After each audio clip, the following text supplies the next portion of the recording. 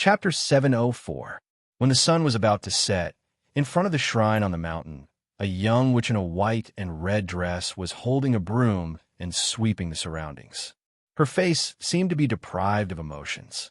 In the afterglow of the setting sun, it seemed to be eternally calm. After a simple cleaning, the young witch began to burn the fallen leaves that had been swept together. The sky began to darken, and when the fire began to rise, it seemed to neutralize the darkness. The young witch sat in front of the fire with her knees in her arms. Everything was silent.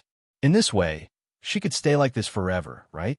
Such thoughts emerged in the young witch's mind. She began to open an ancient book.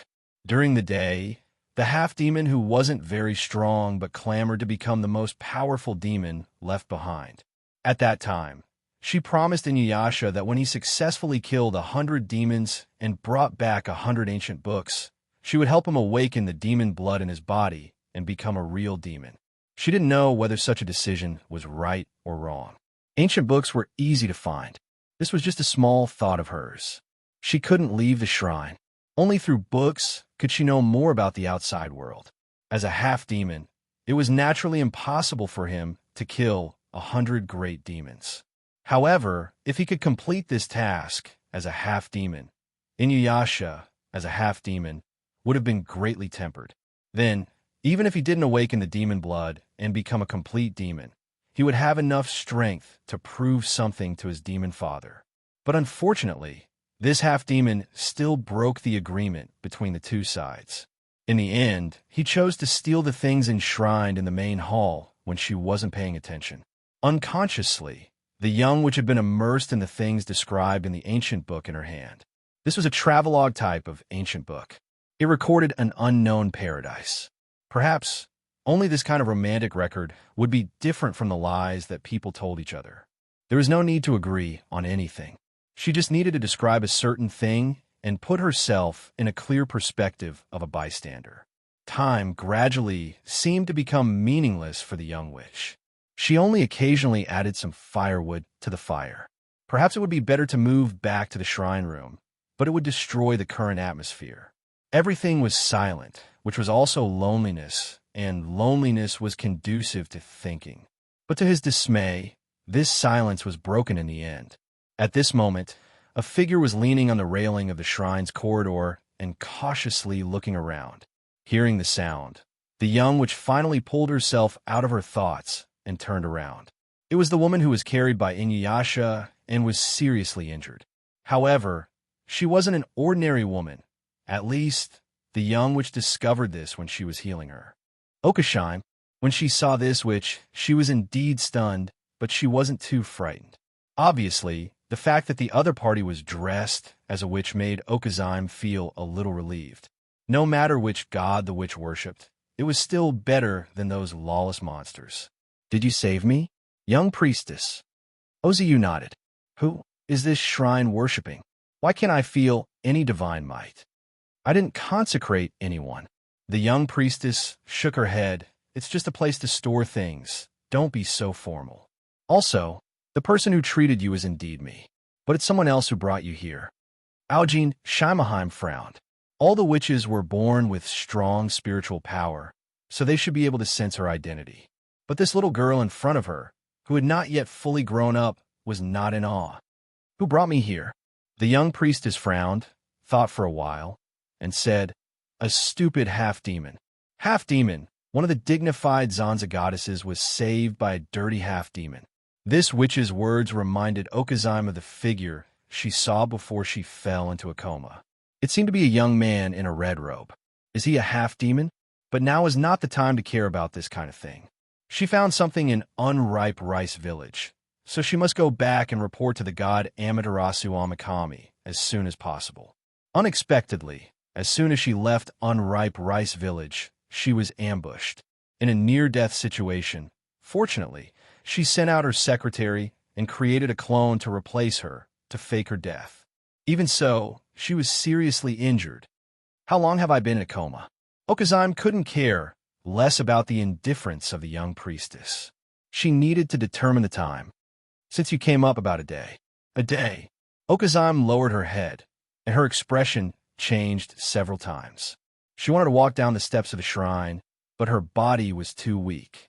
A little movement would affect the wounds on her body, and she would feel a burst of pain. In this case, not to mention going back to Takamagara, she couldn't even leave this shrine. Okazime quickly looked at the young priestess in front of her, because she found that the young priestess didn't seem to be weak. "Come here. I have something to tell you." Okazu Shimaheim simply sat on the steps of the shrine and waved at the young priestess who was the guardian of the shrine. But at this time, she found that the young priestess stood motionless at this time. Okazime felt that the priestess seemed to have lost her soul. At the same time, an ominous feeling suddenly made Okazime's heart beat fast. She had a premonition and suddenly raised her head to look. Under the high moon, a petite figure gradually appeared. It was a girl in a white kimono. Around the girl's neck, there was a white ribbon. Okazime didn't know why she used such a ribbon to wrap her neck, but it was obviously not what she cared about. It's you." In an instant, Ozu Shimaheim recognized that the girl in the kimono who appeared under the moonlight was the one who attacked her and almost killed her. Sure enough, Eric-sama was right. You didn't die. The girl in kimono slowly descended and finally landed in front of Okazime and stretched out her white and flawless palm. Ozu Shimaheim moved her body back again and again until she finally leaned against the wall behind her. She had nowhere to go. Her face showed a horrified expression. At this time, she was weak and couldn't resist at all. She subconsciously looked at the young witch, thinking that even if she couldn't escape the fate of death, at least at the last moment, she had to drag this terrifying girl in kimono down so that the witch could escape. At least, she had to bring her situation to the god lord, Amaterasu Omikami. But what frightened Okazime was that she found that the young priestess's eyes seemed to have lost their luster for a moment. What kind of eyes were those? It was as if he couldn't see anything. It was as if his line of sight was right there, but he had turned a blind eye to it from beginning to end. The girl in kimono naturally saw Okazime's action, but she just sneered and finally put her palm on Okazime's forehead. A miserable scream sounded in front of the shrine. When the sound disappeared, Okazime seemed to have never existed. Humph! The girl in kimono just turned around and looked at the young priestess indifferently with a slight cold snort, and then her figure gradually disappeared. There was nothing more important than Eric-sama's wish. She needed to turn into Amaterasu Omikami, participate in the alliance of the 3 noble sons, and then capture the other 2 noble sons in front of Eric-sama. The firewood of the bonfire was broken because of the burning, and the cracked wood made a crackling sound. In front of the shrine, the young priestess suddenly moved. The priestess tilted her head, and a trace of doubt flashed in her eyes. However, this trace of doubt quickly disappeared. She sat in front of the bonfire again, occasionally adding new firewood, and continued to read the travel book in hand. Time began to pass again. She felt that she could live like this forever. The things described in the book were really interesting, and she was really reluctant to read it all at once. The young priestess's mouth curved a little. "Then I won't finish it first."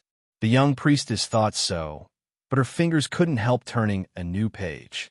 Just as she was about to read the rest of the book, the young witch was surprised to find a black sign in the middle of the book. The priestess held the card in her hand. She didn't know what material this black card was made of and why it was in this ancient book, but it seemed to be suitable as a bookmark. Since he was interrupted by this black sign, he decided to stop here. The young priestess closed the ancient book with both hands, then closed her eyes, showing a trace of unfinished reading. She stood up, and the black card had become a bookmark at this time. Only a small part of it was exposed. To Mo Xiaofei's relief, Zixing didn't lose the key part of her memory because of the reset of time like the goddess. The secret code of Precious Long, which was like a name, naturally didn't need to be used. Zixing also indifferently said that it didn't matter if Mo Xiaofei forgot this secret code. Because he didn't lose his memory, he saved a lot of time. Mo Xiaofei met with Zixing, who had already arrived at Nagato's house, without alarming anyone this time, and once again asked for the reason for the last time failure. Obviously, the shadow that appeared in front of Master Mo in the end and the face of Haru Narukami may be the real reason for the reset of time. Mo Xiaofei directly agreed with Zixing's idea. After some discussion, Mo Xiaofei and Zixing planned to explore the dungeon of Nagato's house again. Since Zixing's approach could dig out some things from Haru Narukami's mouth that he had not been able to find out, it meant that this direction was not wrong, and the method was the same as the last time.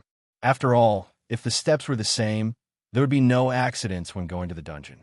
As for the previous 2 times, it didn't matter whether they experienced this Sasaki Kojiro incident or not. However, I'm still very concerned about one thing. After discussing the next action at night, Zixing looked at Mo Xiaofei and expressed her thoughts. How much does Master Mo know about Tsuruko Nagato? Mo Xiaofei said solemnly. According to the movie's spoilers and discussions on the internet, her identity is Pen's spirit. The reason why the heroine transmigrated from modern times to ancient times is also because of Tsuruko Nagato's resentment. According to the storyline, Tsuruko Nagato would die when she was very young, but obviously, Tsuruko Nagato is still alive now. Saburo Nagato has also returned. According to the plot, the village will hold a sacrifice soon. Tsuruko Nagato was killed in the sacrifice and then became a resentful spirit. But time has been resetting. I can't go to the day of the sacrifice. Zixing lowered her head and pondered. Haru Narukami's reaction was very intense at the time. He seemed to be very reluctant to give birth to Tsuruko Nagato. He also mentioned the word monster. Is Tsuruko Nagato a monster? I'm afraid there are still many secrets of the Nagato family that we can't know. Mo Xiaofei sighed and said, It's a pity that my ability can't be used. Otherwise, I wouldn't have to work so hard to inquire. In Nagato family, Master Nagato and Saburo Nagato must know something. Unfortunately, although Saburo Nagato is drunk, he is still quite vigilant. As a samurai, his strength is probably very good, and my time is limited. I have to reset every 3 days. So, almost all of them end in failure. As for Master Nagato, as if thinking of something terrible, Mo Xiaofei said solemnly at this time, this Master Nagato seems to be in his 50s, but he is very powerful. Although I don't know any swordsmanship, Sasaki Kojiro's physique is very good. But whether it is a sneak attack or a head-on confrontation, I can't survive in the hands of Master Nagato. Survive? Zixing opened her mouth. Mo Xiaofei smiled bitterly. I have been killed by Master Nagato 34 times. Such a dying samurai? Zixing was really surprised. Mo Xiaofei nodded and said, This Master Nagato is so strong that he doesn't look like a human. From a human point of view, he is a monster. Could it be related to the terrible thing in the dungeon of the Nagato family? Zixing asked with a frown. You mean, Master Nagato's strength comes from the secret of the Nagato family's dungeon? I don't know the specifics, but Zixing said seriously, I think we should start with Saburo Nagato. After all, Lord Mo can catch Saburo Nagato and interrogate him. Mo Xiaofei shook his head. It's useless. Saburo Nagato is too stubborn. Zixing suddenly sneered and said, So, if we bring Saburo Nagato to Narukami Haru, will it be different? Or let the entire unripe rice village be in chaos, exposing the longevity palace in the dungeon, and the fact that Narukami Haru is not dead. Mo Xiaofei moved his lips as if he saw a ghost. This greedy wolf clan's young master. Why can he think of such a violent operation every time? But thinking about it, since I can't get more from the normal way, then I will destroy everything completely. Isn't that a way to break the situation? Mo Xiaofei narrowed his eyes. Sometimes it's okay to do something by hook or by crook, right? On the hillside where they came from, Taisetsu was thrown to Devil Island by Boss Luo from here. Master? Miss Maid looked at Luochio curiously at this time. Only Mo Xiaofei had not received the Christmas gift given here. Now, the prepared gift was in Luochio's hand, but it was not given out yet. Chapter 705. Although they had decided to take action against Saburo Nagato, there was still an entire afternoon before the banquet. Emo Xiaofei and Zixing discussed for a while and decided to contact Tsuruko Nagato before the banquet. After all, no matter how they looked at it, Tsuruko Nagato would become the spirit pen in the movie. The reason why they came to Yin Wuyue was that they went to the cinema to watch the spirit pen movie. After Emo Xiaofei changed into the Kondo family's servant's clothes, Zixing gave a few different instructions to send the people around her away. She also changed into ordinary clothes. At this time, she had already walked into the Nagato family's courtyard with Emo Xiaofei. This Nagato family was divided into two parts, the old house and the new house. The new house was only completed in recent years. For a small samurai family in a remote area, it was incredible to build such a huge house. But considering the income of the crypt in the dungeon, the two were not surprised by the Nagato family's source of funds. The place where the Kondo family was arranged to live was obviously the new house, while Master Nagato's residence had always been located in the old house. There was a huge courtyard and two small buildings in the middle. Work harder and build the wall again. It's almost as big as a fortress. Zixing looked around. She was not like Emo Xiaofei. She had long been familiar with the things here, so it was somewhat new to her. Along the way, they met a few servants of the Nagato family. However, after they saw the Kondo family's clothes, they all retreated respectfully. After all, this was the real master of the Nagato family. Even if they were servants, there was a difference. Because of the reset, this time, when Madame Hikari came to Nagato's house, she was prepared before everyone greeted her. She covered her face with a veil and said early that she was not feeling well. So, it was more natural to let the maidservant replace her at the banquet later. As for Zixing at this time, she did not conceal herself. Neto Tsukiheim's appearance could be said to be beautiful. Such beauty was only the identity of a maid. As for the servants next to her, they were also extraordinary. These servants of the Nagato family could not help but feel a trace of the extraordinariness of a wealthy family. They became more and more respectful. A man with some status among the Nagato family's servants had the courage to come forward.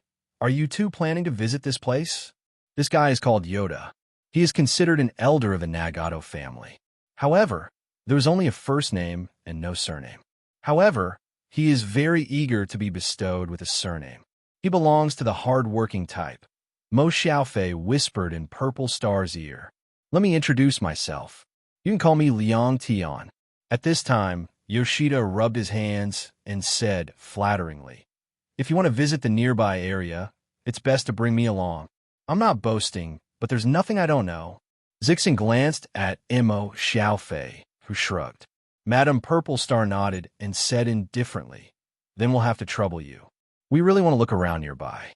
After all, Nagato's house is really well built." There was a smug look on Yoshida's face. It was probably a sense of honor.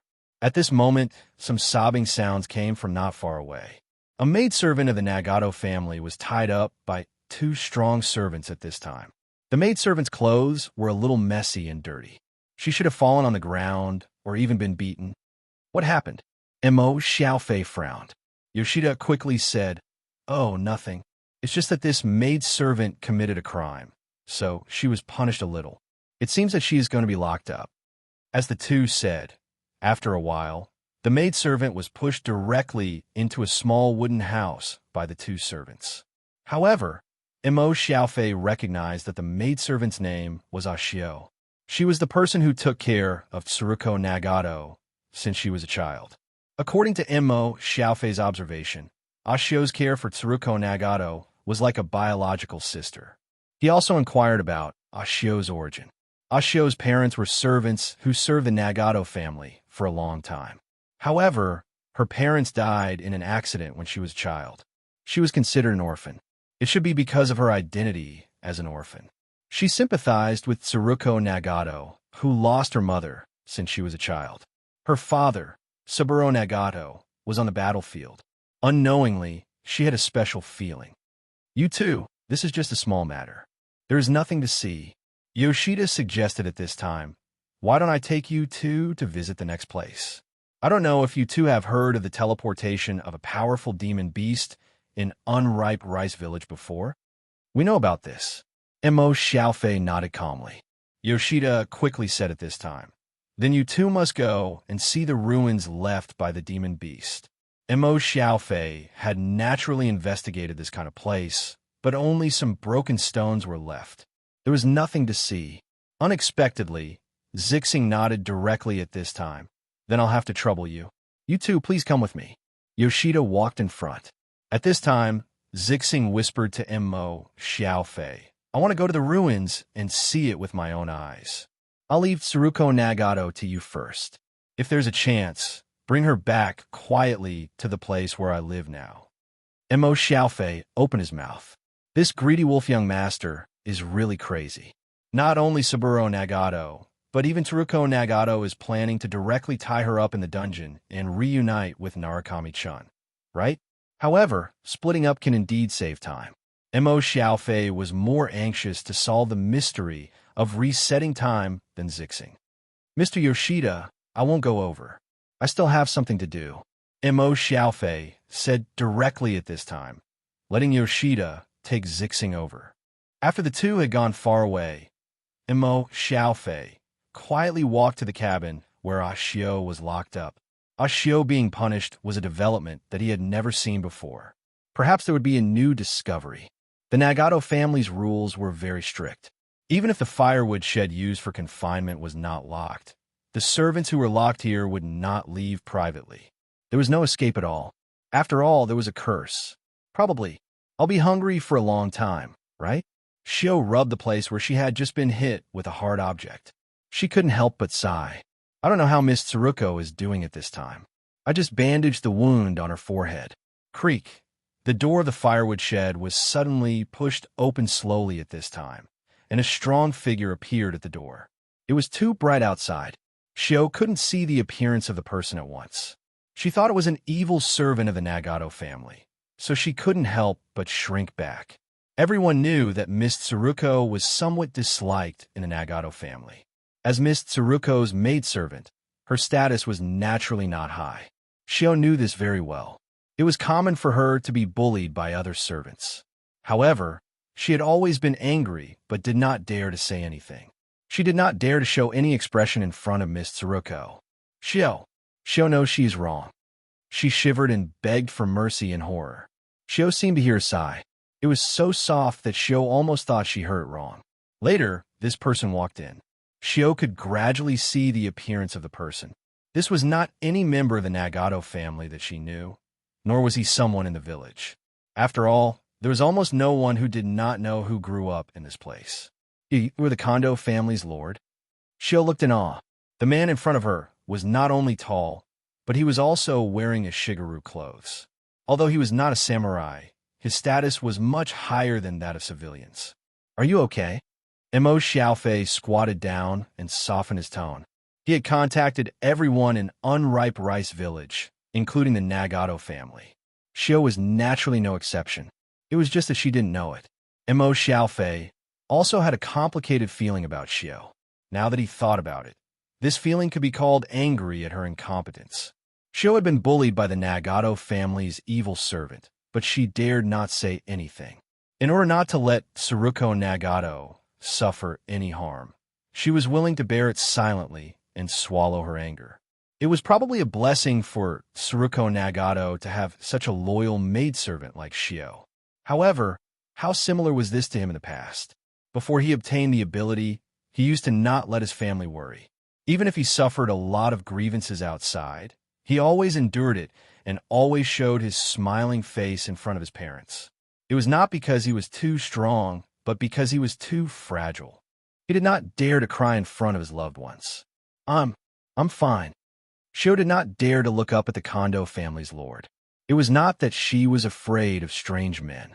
As a member of the cursed family, how could she still be unfamiliar with men, just like the women in other villages? It was just that the concerned gaze of the Kondo family's lord in front of her made her feel a little uncomfortable.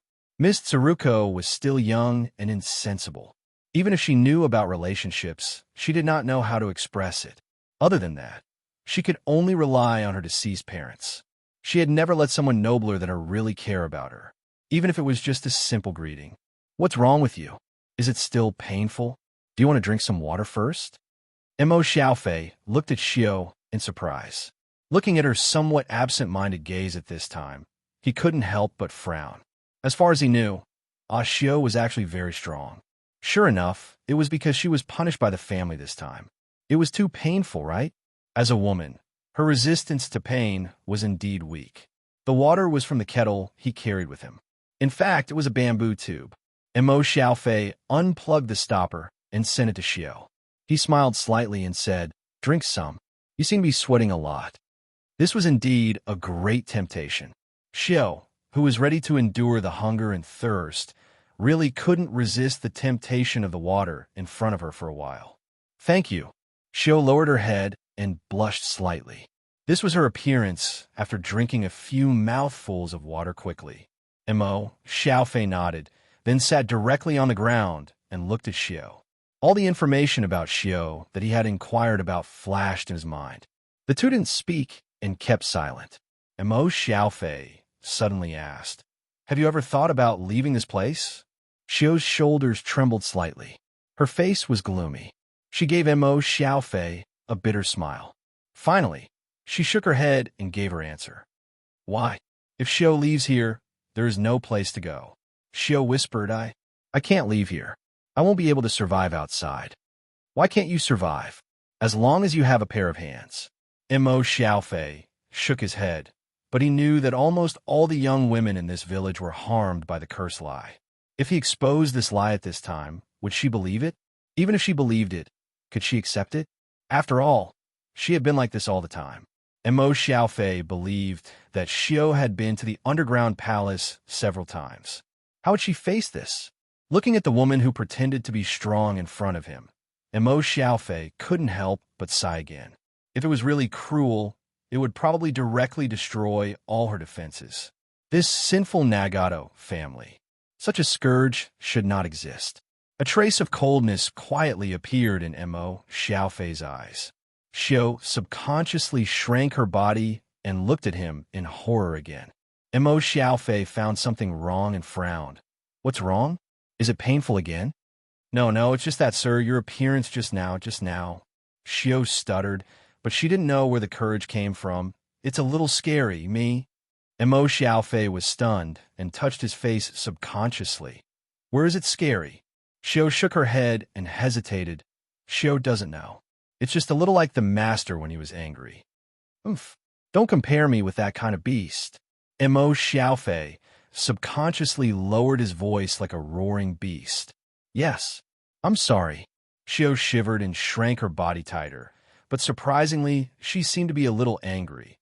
Please don't scold the master. He is a good person for us, powerless and sad." Mo Xiaofei clenched his fists.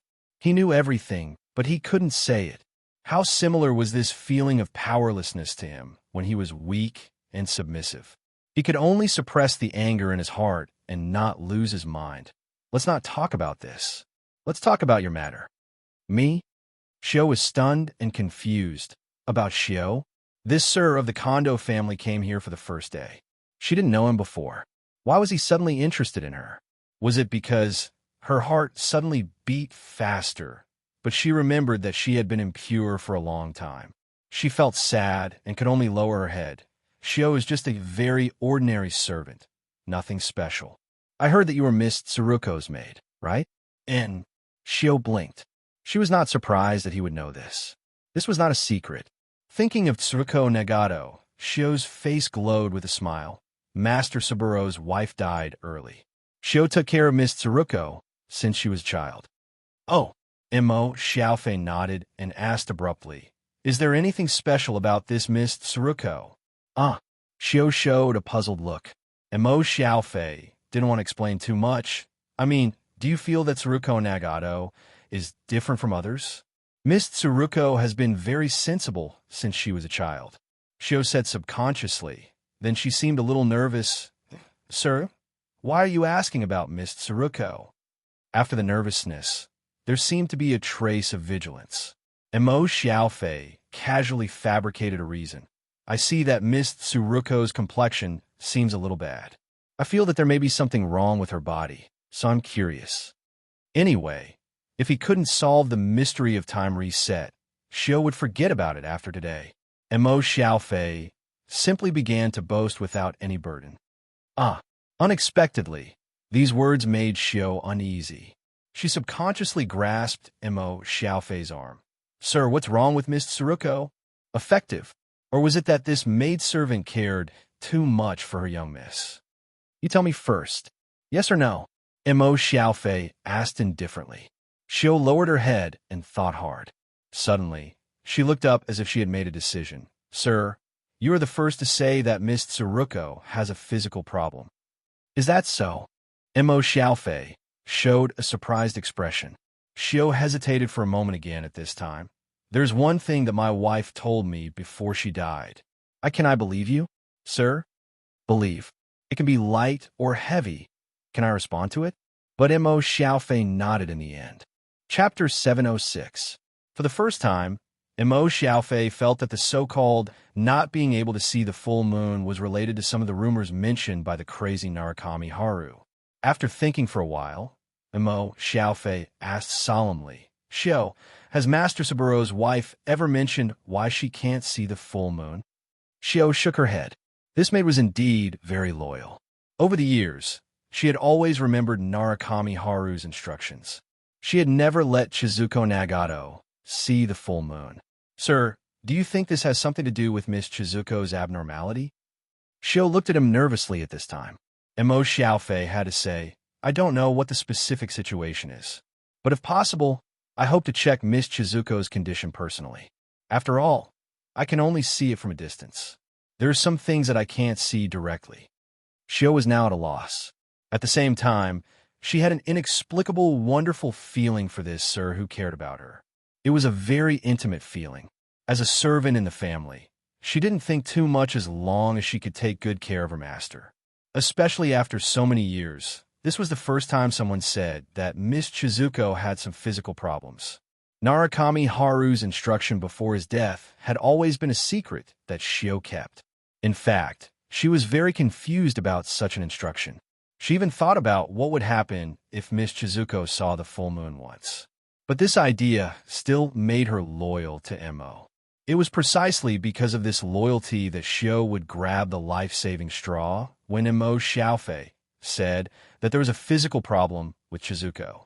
This is probably her eagerness to protect her master. Mo Xiaofei never thought that there would be such a major discovery this time. It will be the full moon in a few days. Shio calculated the time at this time. Sir, will you still stay here at that time? Kondo Tsukaim claimed that she was just traveling and passing by, but she did not specify how long she would stay in Nagato's house. Shio naturally looked a little uneasy, fearing that this sir who could see Miss Chizuko's physical problems would leave soon. In a few days? I'm not sure if I can survive 3 days this time. Mo Xiaofei smiled bitterly in his heart. Ashio's earnest expectation and trust made him subconsciously avoid it. I'm not sure about that either. It'll depend on Miss Yuji's instructions. Mo Xiaofei shook his head. In the end, he couldn't bear to disappoint Ashio, so he said seriously, however, as long as I'm here, I should find a way to figure this out. My lord, I'll leave Ashio to you. Ashio knelt on the ground. Her grand gesture made Mo Xiaofei's breath a little turbid. He suddenly wanted to escape from Ashio. Don't worry. He finally escaped from this woodshed. Before leaving, he learned from Ashio where Chizuko Nagato was. He didn't know if Purple Star had found anything in the ruins where the monster was killed back then. Mo Xiaofei decided to contact Chizuko Nagato personally. By the way, I still don't know how to address you. Yoshida was still rubbing his hands. Zixing said indifferently, Mr. Yoshida, call me Zixing. Miss Azzy. Yoshida raised his eyebrows. Just as he was about to continue with his compliments, Zixing suddenly stopped. Of course, the ruins where the monster was killed back then would not be in the current house of the Nagato family. So Yoshida walked out with people all the way. At this time, in the distance, several male villagers were walking over here with a lot of things on their shoulders. What are they doing? Zixing asked directly. Oh, that's for the sacrifice in a few days. Yoshida said casually. Although the monster was killed back then, The ancestors were afraid that the monster would turn into an evil spirit and return from the Netherworld Kingdom to continue to do evil. So, every year on the day of the monster's death, they would sacrifice it. This was probably the sacrifice where Chizuko Nagato would die in a movie plot mentioned by Mo Xiaofei. It was just that he couldn't go to the day of his sacrifice. Zixing silently watched these men carry things past her. As a priestess of the Greedy Wolf clan, when she looked at these so-called tributes, she subconsciously felt that they were too simple and crude. However, considering that this was a remote village, she didn't think too much about it. The two continued to move forward. Yoshida introduced the unripe rice village along the way. Soon after, they came directly to the place where the ruins were located. At this time, of course, she saw the man who carried the tributes before again. In addition, there were many villagers who were already here early. They were responsible for building the altar for the day of the sacrifice. It was a shelf-like thing built with wood and straw ropes. Zixing looked around and saw that not even a blade of grass grew. She grabbed a handful of soil from the ground and kneaded it, turning it into dust. It seemed that this was only the case for this piece of land, and the surrounding soil was very fertile. Yoshida said that this land was stained with the blood of the monster. Since then, nothing could be farmed. That statue, was it also built by you? Zixing pointed to a broken statue in front of the altar that was built. The reason why it was said to be broken was that this statue had been broken from the middle. Because of the erosion of the wind and rain, the original appearance of the statue's face could no longer be seen. But judging from the sculpture, it seemed to be a woman. If it wasn't split in the middle and slanted to the sides, it should be a statue of a woman. Of course, this was ignoring the fact that this woman had many tails growing out of her back. Fox demon? Zixing narrowed her eyes. There were also fox demons on the plateau. It was impossible for her not to have dealt with them. Therefore, from some subtle features, she had some guesses about the statue itself. She subconsciously counted the number of tails behind the statue. Yoshida said directly, "Yes, it is a powerful monster who inherited the name of Tamamo no Me." According to the legend passed down in the village, hundreds of samurai and monks were directly lost in the crusade that year. Even the Yin-Yang master invited by the ancestor of the Kondo family was seriously injured. Only then did they finally succeed in getting it. Well, this statue was built by the fox demon back then. The crack on it was said that it was split open by the lightning summoned by the Yin-Yang master back then. 5 tails. Zixing finally finished counting. She didn't know what kind of monster Tamamo no Me was, but there were a few 5-tailed fox monsters on the plateau ruled by the Greedy Wolf tribe. Strictly speaking, they were between high-level and mid-level monsters. They weren't that strong, but they were able to charm their opponents. It was said that this Yin Wuyue world was surrounded by the sea. Was there any land on the other side of the sea? Was there any connection between this place and Kelowna? She wasn't Mo Xiaofei, so she knew more secrets. Naturally, she had to consider more things.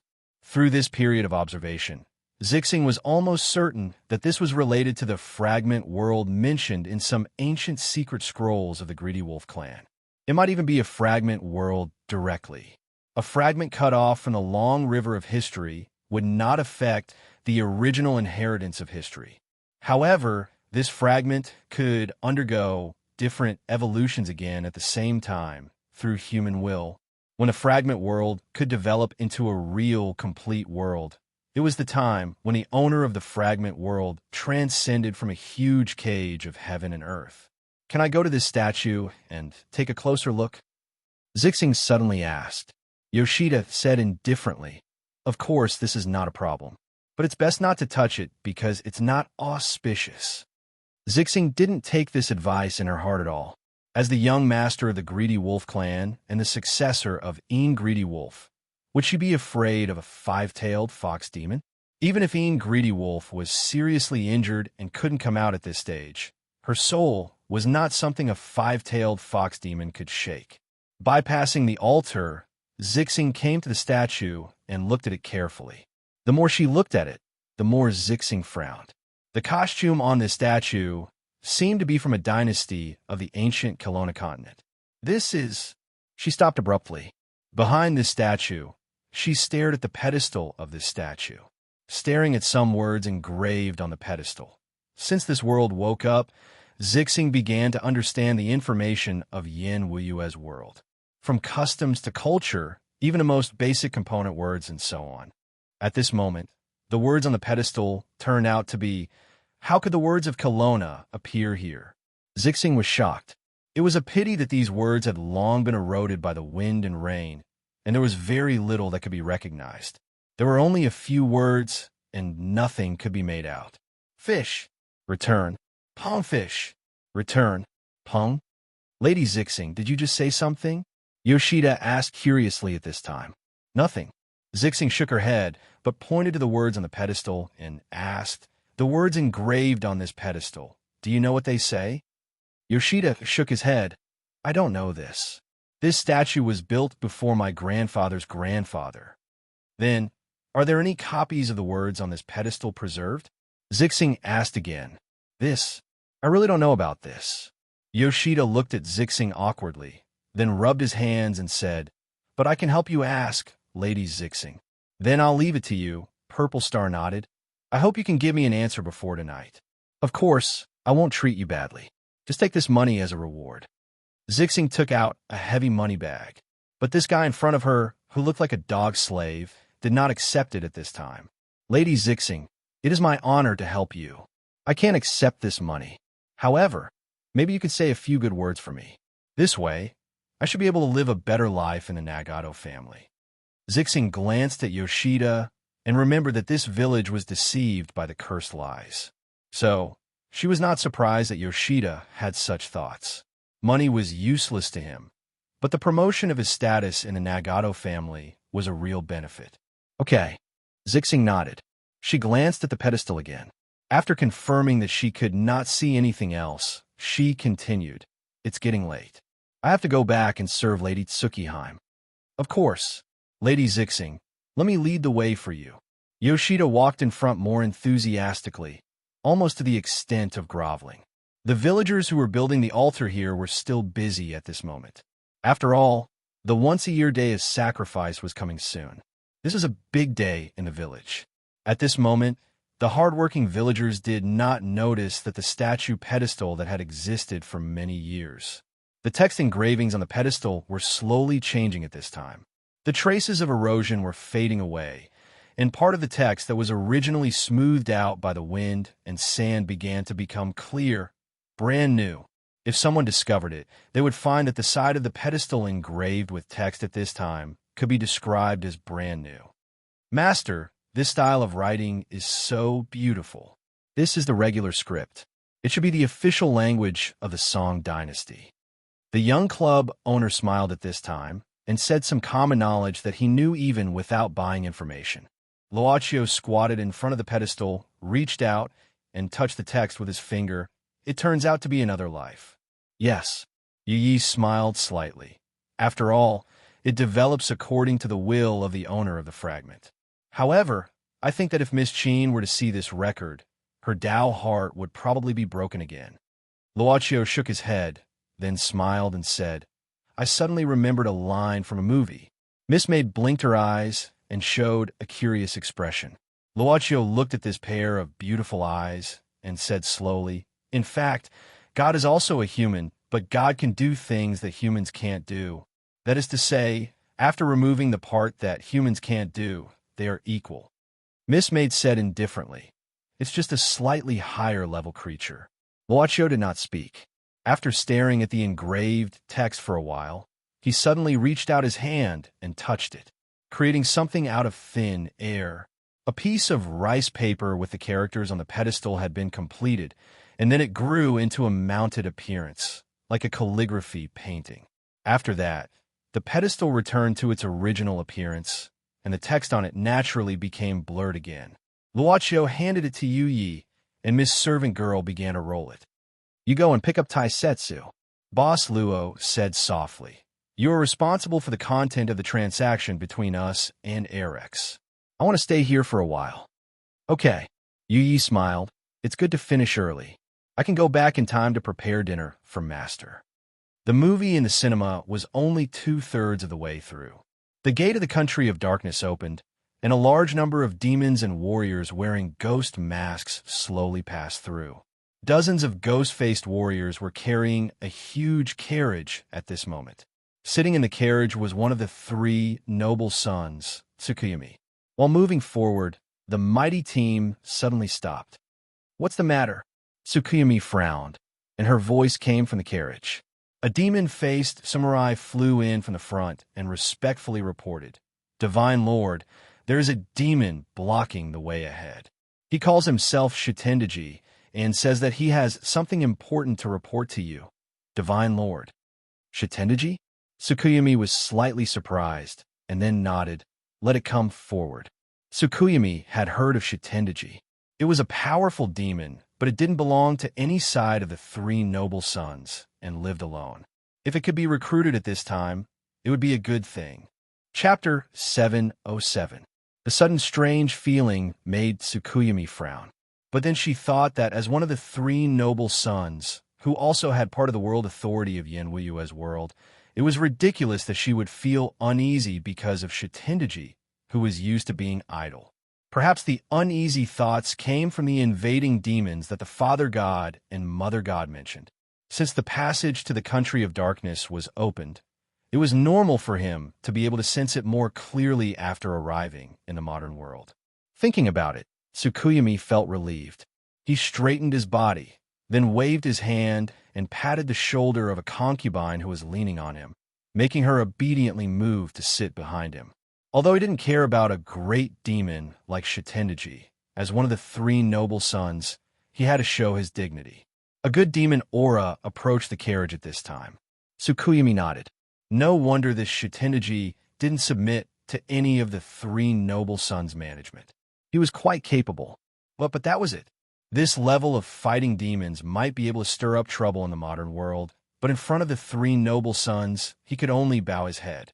Not every great demon could reach the level of the legendary destructive snake that brought disaster, the Hakata no Orochi.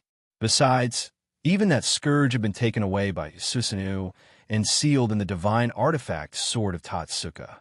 At this time, a solemn voice came from the carriage. "You are Shitendaji? Why are you looking for this god?" Shitendaji, who was outside the carriage, lowered his head and said respectfully, "Greetings, Supreme Deity Tsukuyomi." Shitendaji has been living in the nearby world. Seeing the gate of the country of darkness open today, where is Supreme Deity going?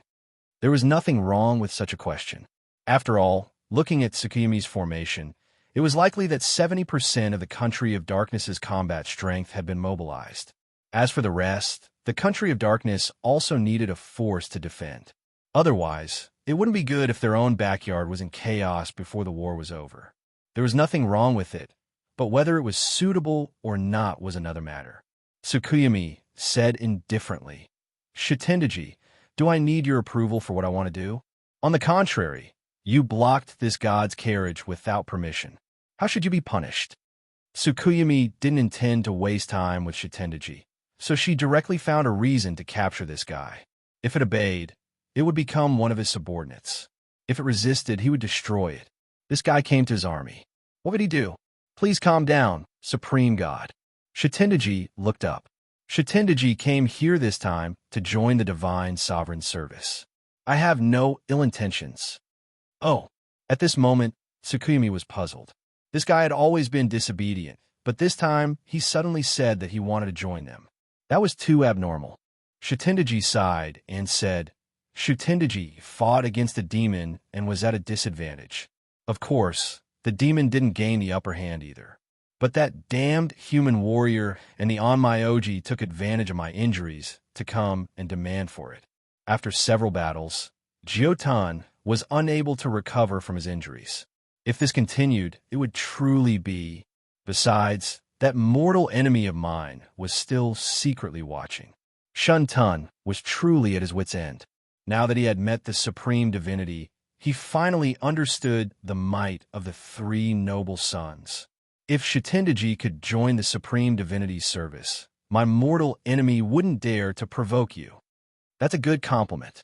Tsukuyomi smiled indifferently, not doubting his words too much. After all, A demon like Shitendaji, who didn't belong to any side, was a loner who had to rely on himself. Perhaps Shutendaji's strength was not bad, but it was difficult for two fists to fight against four hands. To lose in a direct battle, or to give up his pride and submit, he could only choose one of the two. Obviously, Shitendaji chose the latter.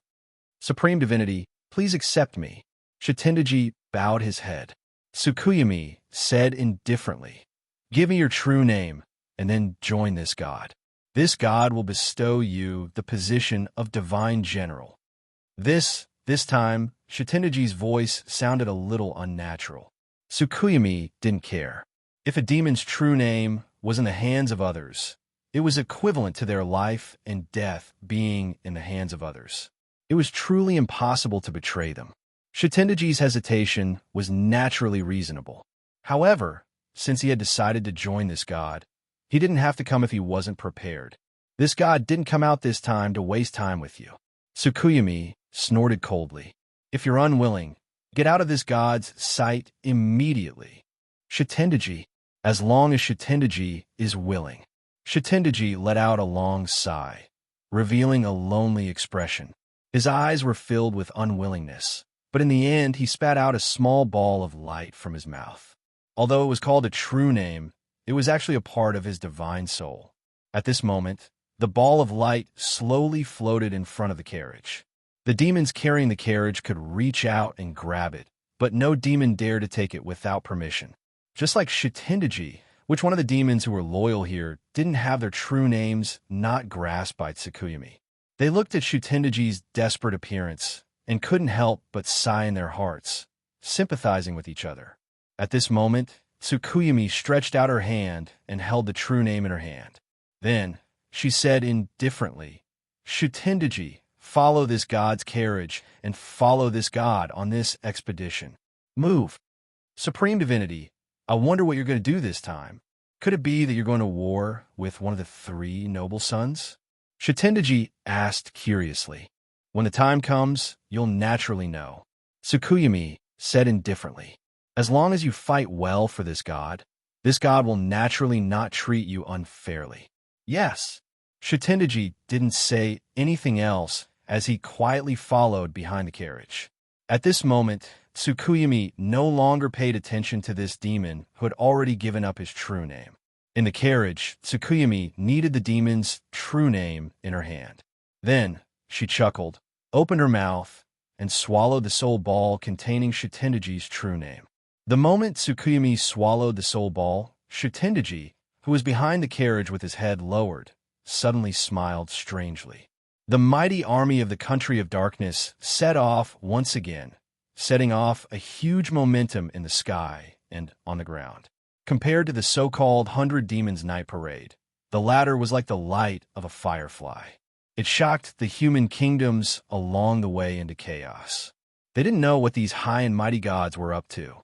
The place where Chizuko Nagato lived was also the old residence of the Nagato family.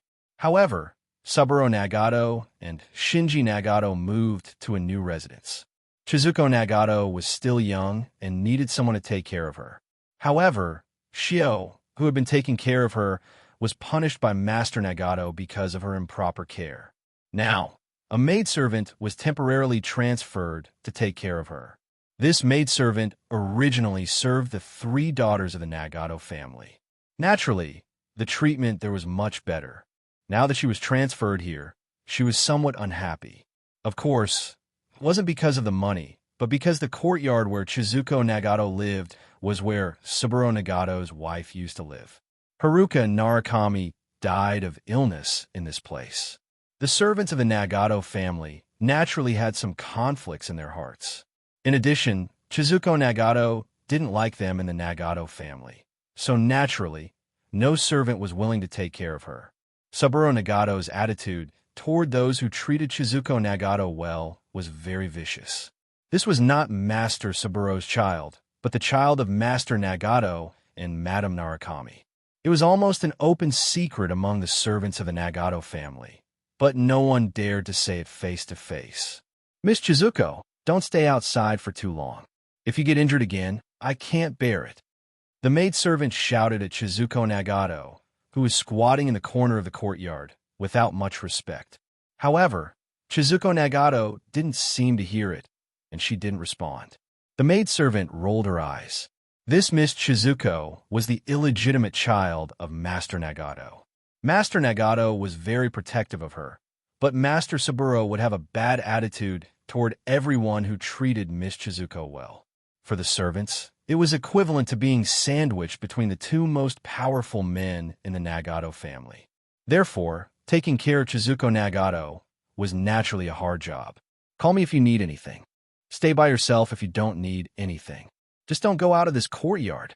The maidservant shouted again weakly, then rubbed her head.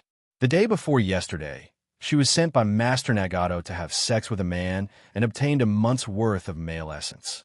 Although they could live for another month, when they came back, they would be groggy. Sometimes, they would be absent-minded, as if their souls had left their bodies. Moreover, they would be very tired.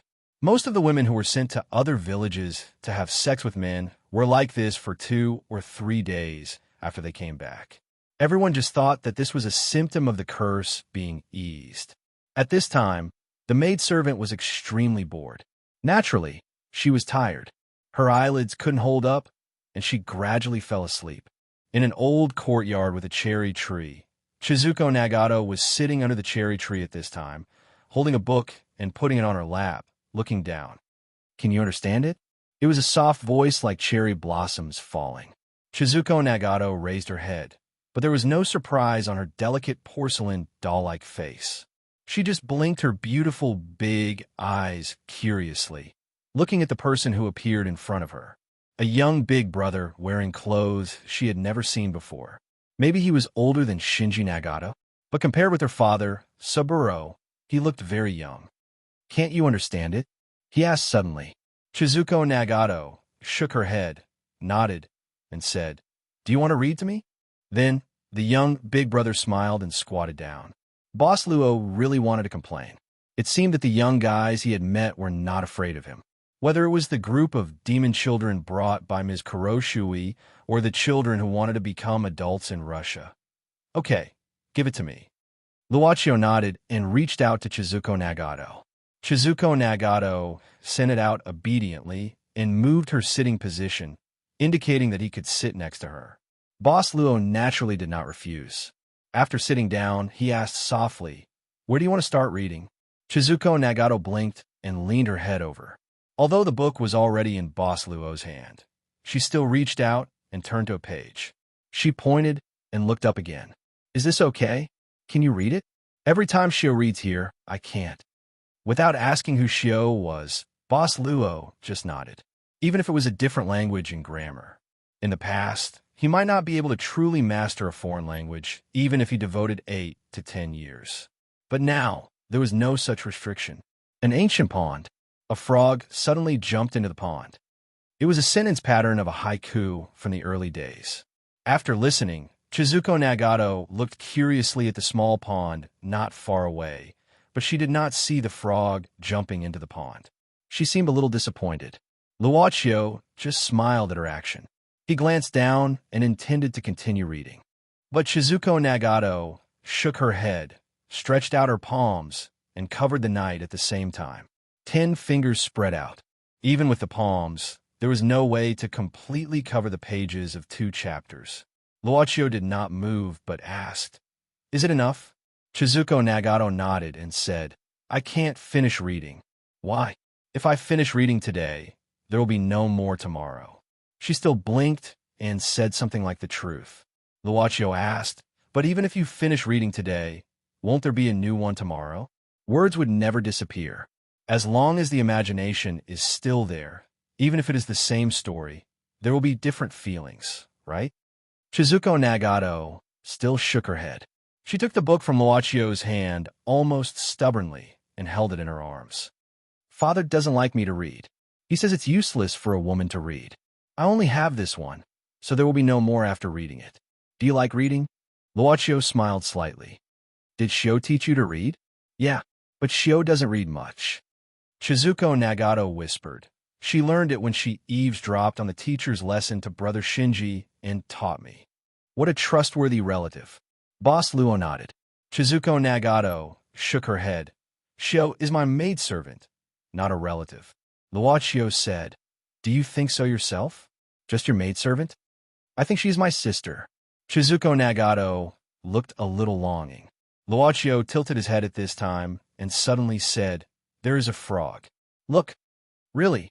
Chizuko Nagato quickly turned her head and saw a small frog on the stone at the edge of the pond. It jumped into the water and disappeared, leaving only ripples in the water. A lotus leaf was rippling in the water. Chizuko Nagato smiled contentedly and said happily, Did you attract the frog? Me? Boss Luo shook his head. I don't know how to chat with frog for the time being. How can I call it? Oh. Chizuko Nagato nodded, then looked at the pond again with an expectant gaze. Soon after, another frog jumped out of the grass and jumped into the water. The sound of the pond water could be heard clearly. Luochio looked at Chizuko Nagato's increasingly happy look at this time. Recalling her question just now, he smiled and did not speak. Chapter 708.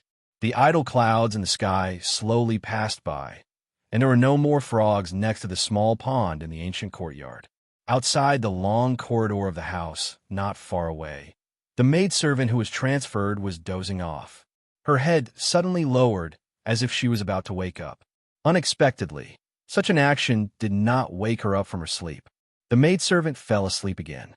Chizuko Nagato also retracted her gaze at this time and looked at the big brother who suddenly appeared. She found that the other party was also looking at her at this time. Boss Luo put his finger to his lips and made a whisper gesture before smiling. Chizuko Nagato nodded as if she understood, then squatted on the edge of the pond again as if she was looking forward to another frog. The boss stood up at this time. Chizuko Nagato heard the movement and did not get up.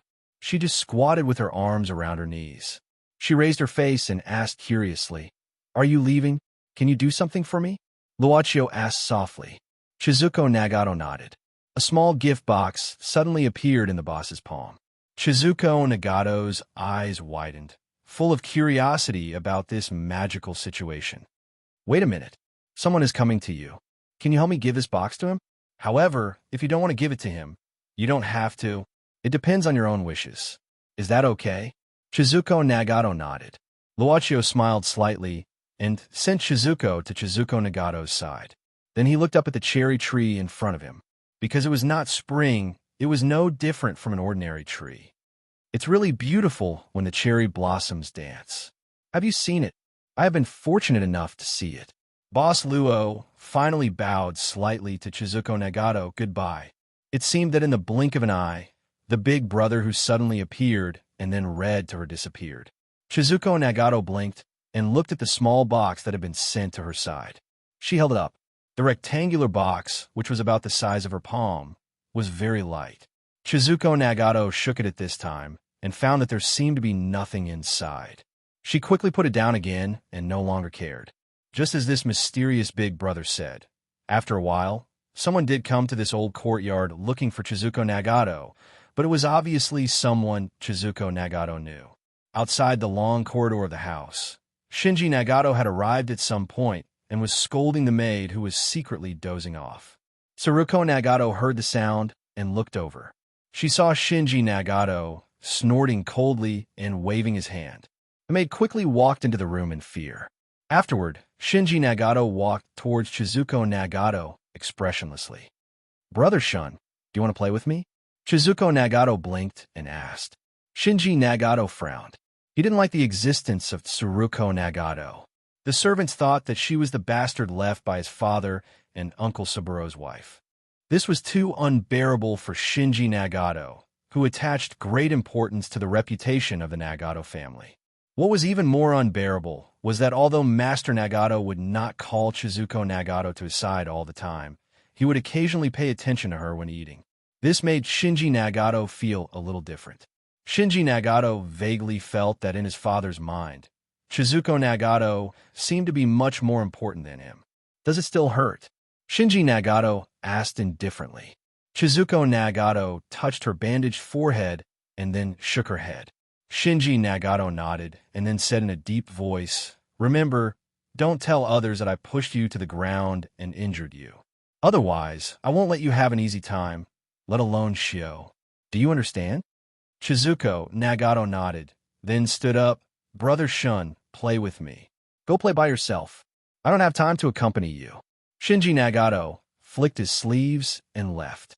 Chizuko Nagato was injured, so he naturally would not attend the dinner. But he had to attend. This was a good opportunity to get close to Tsukihime of the Kondo family. Chizuko Nagato watched Shinji Nagato leave. She tilted her neck and looked in another direction for a while. In the direction of the corner of the house, where she was looking, a figure slowly walked out at this time. It was Imo Xiaofei under the disguise of Sasaki Kojuro. At this time, Imo Xiaofei also frowned and looked around. After hesitating for a moment, he came to Chizuko Nagato and asked tentatively, "You knew I was here early on?" It was the first time for Imo Xiaofei to observe Chizuko Nagato like this. In the past, he peeped from a distance. After all, there was no zixing in the past, let alone the identity of a Shigeru of the Kondo family. He could not walk openly in the Nagato family. This little girl was too cute. It seemed that he could see a trace of Narukami Haru between her eyebrows. But thinking of Narukami Haru's crazy and terrifying appearance in the dungeon now, Imo Xiaofei really found it difficult to connect Chizuko Nagato with Narukami Haru. He remembered Zixing's proposal again. If it was not possible to bring Saburo Nagato to the dungeon, then he might as well bring Chizuko Nagato along with him. Now that there was no one around, should he? Imo Xiaofei's gaze suddenly seemed a little uncertain. It would take a lot of effort to catch Saburo Nagato, but for a little child like Chizuko Nagato, plus, at this time, there was no one around. While he was hesitating, Imo Xiaofei suddenly saw something behind Chizuko Nagato. He looked at it subconsciously and found that the thing turned out to be a gift that could be seen everywhere. Chizuko, he secretly thought that he was really too nervous. No, how could there be such a gift box here? Although Yin Wuyue's world was an alternative time, it was obviously an ancient world. How could there be such a modern gift box?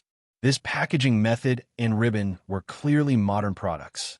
Just as Imo Xiaofei was surprised, Chizuko Nagato quickly picked up Chizuko on the ground, hugged her in her arms, and then took a step back in front of Imo Xiaofei. I have no malice. Imo Xiaofei felt like a basin of cold water was poured over his head at this time. Feeling the vigilance in Chizuko Nagato's eyes, he had to slow down his voice. "Can you let me see your box? It may be important to me. Please let me see it, okay?"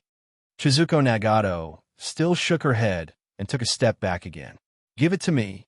Imo Xiaofei couldn't control the impulse in his heart. He shouted in a deep voice.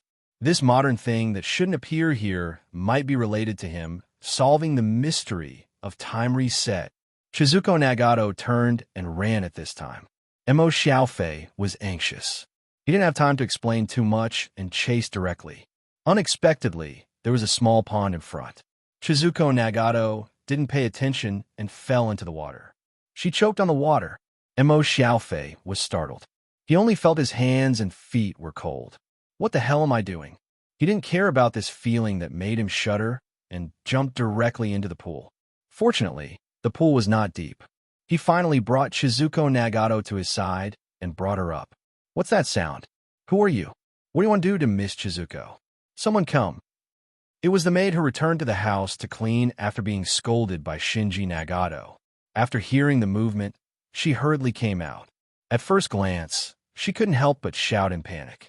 Imo Xiaofei saw that things had come to this, so he quickly ran to the maid and knocked her unconscious on the ground. He looked at Chizuko Nagato, who was unconscious after drowning, and then looked at the maid who was knocked unconscious by him on the ground. He leaned weakly on the railing with a horrified face. "This is me. Is this really me?"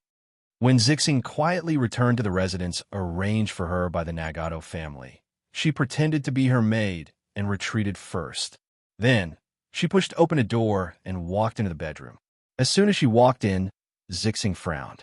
What she saw was Imo Xiaofei sitting alone against the wall, as if he had lost his soul. Hearing the sound, Emo Xiaofei moved a little like a walking corpse, which made Zixing feel that the atmosphere was a bit inappropriate. What happened? Lord Emo. You. Can you help her change her clothes first?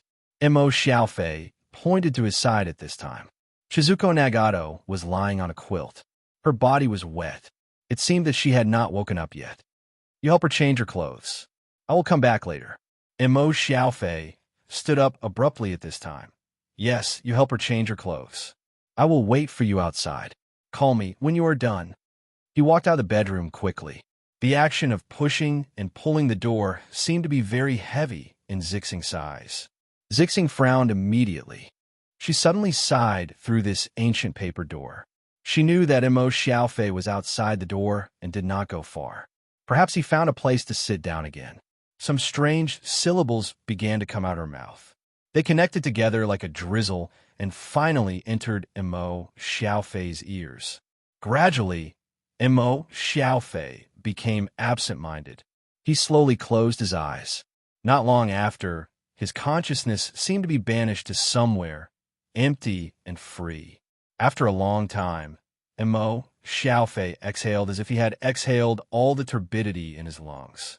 He only felt that his consciousness became very clear, as if he had slept well. What did you just say? Zixing had already walked out from inside. At this time, she was sitting cross-legged not far from him, resting with her eyes closed. Zixing did not open her eyes at this time. She just said indifferently, I just recited a paragraph of Maha Pradhamritha, Heart Sutra in Sanskrit. You are too tired, so I want you to rest. Now it seems to work well. Thank you. Emo Xiaofei took a deep breath. His eyes became firm again, and then he began to talk about what he encountered. After a long time. So, the box disappeared? Zixing was more concerned about the modern box that should not have appeared. She did not mention Emo Xiaofei's state. Even when he was talking about this, his spirit became a little unstable again. Yes, I thought it fell into the pond. Then I looked for it for a long time, but I couldn't find it. Emo Xiaofei shook his head in disappointment. Zixing pondered for a moment and suddenly said, It's almost time for the banquet. We should take action. Since Chizuko Nagato is here, let's catch Saburo Nagato too. If we can solve the problem once and for all, we can't miss it. I know what to do. Emo Xiaofei nodded. I will catch Saburo Nagato. Don't worry. By the way, there is one more thing. Please say, can you teach me the Heart Sutra from just now? Wind-chasing Wolf was very suspicious that he had run to the wrong place. There was no unripe rice village here at all. Otherwise, with this half-beastkin's body, he couldn't even see a figure after wandering around for a long time. It was too amazing. Isn't this a bare mountain? What is that?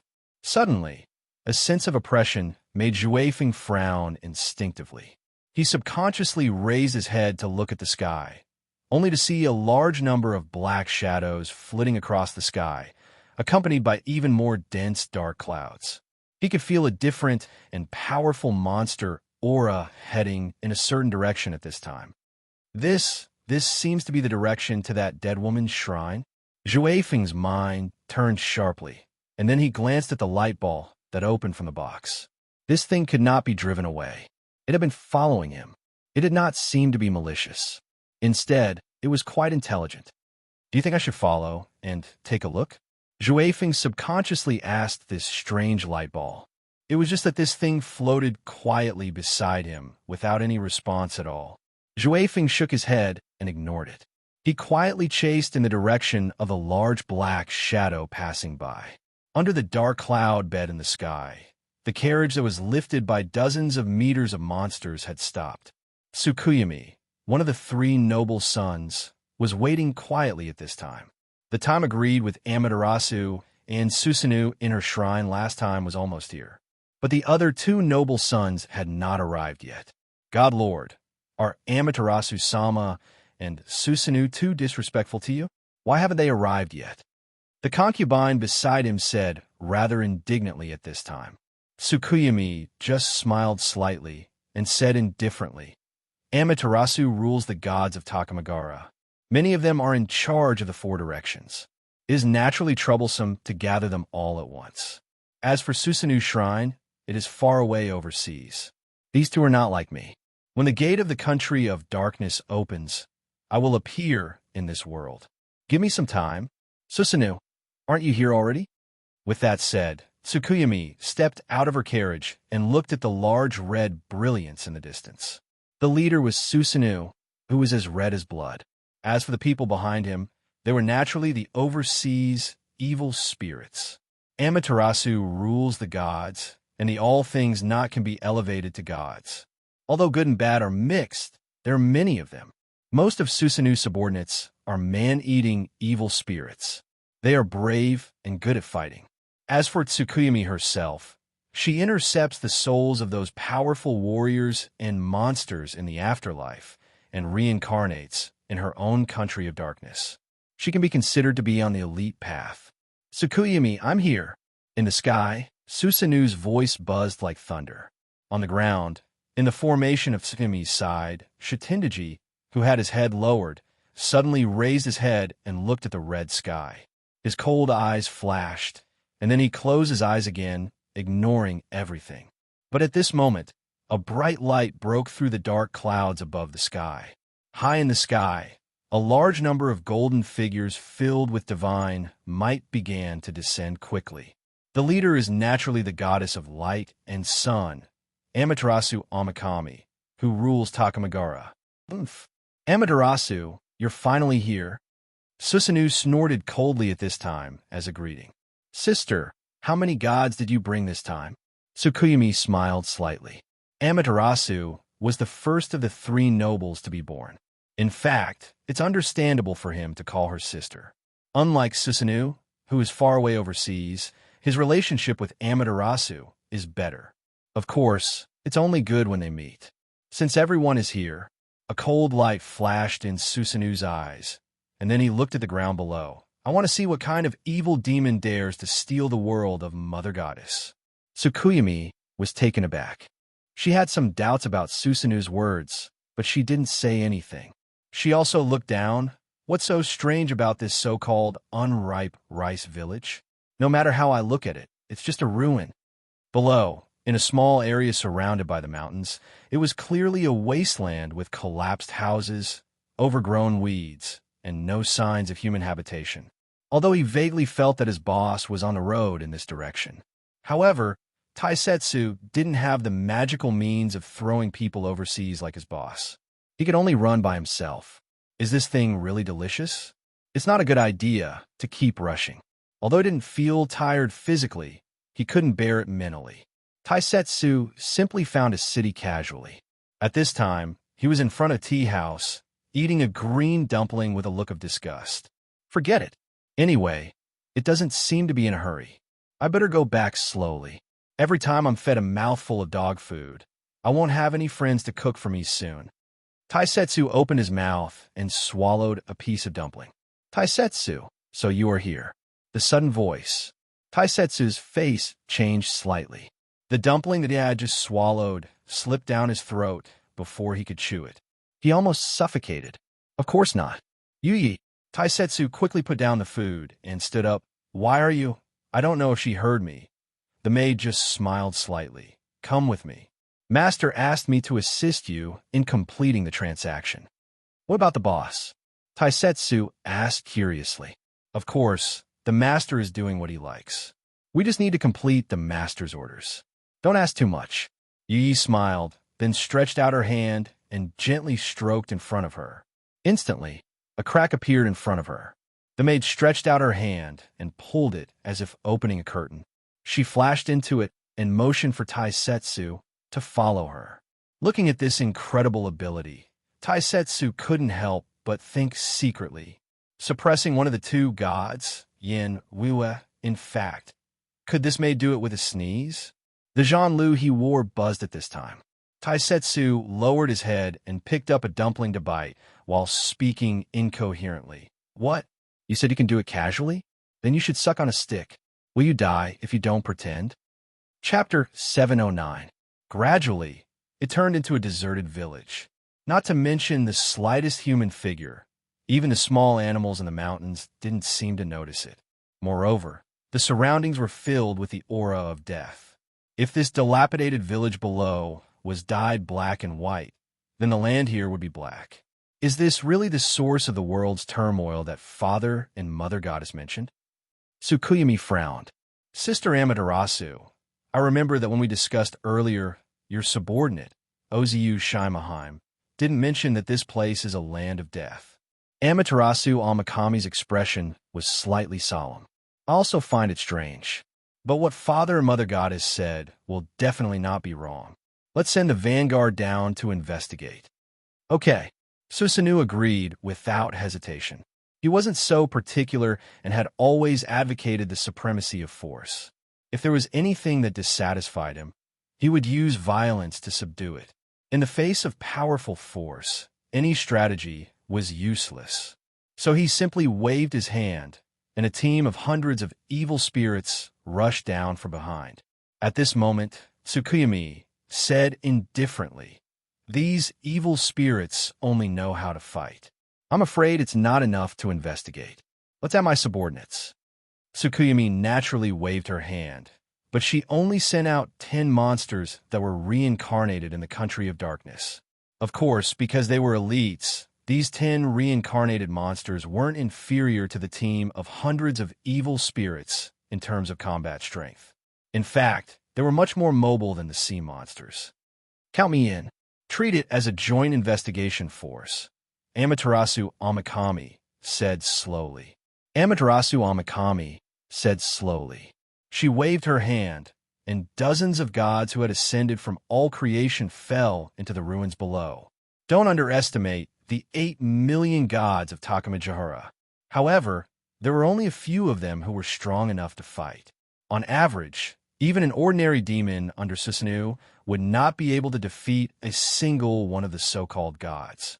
However, the number of 8 million was enough to make people feel powerless.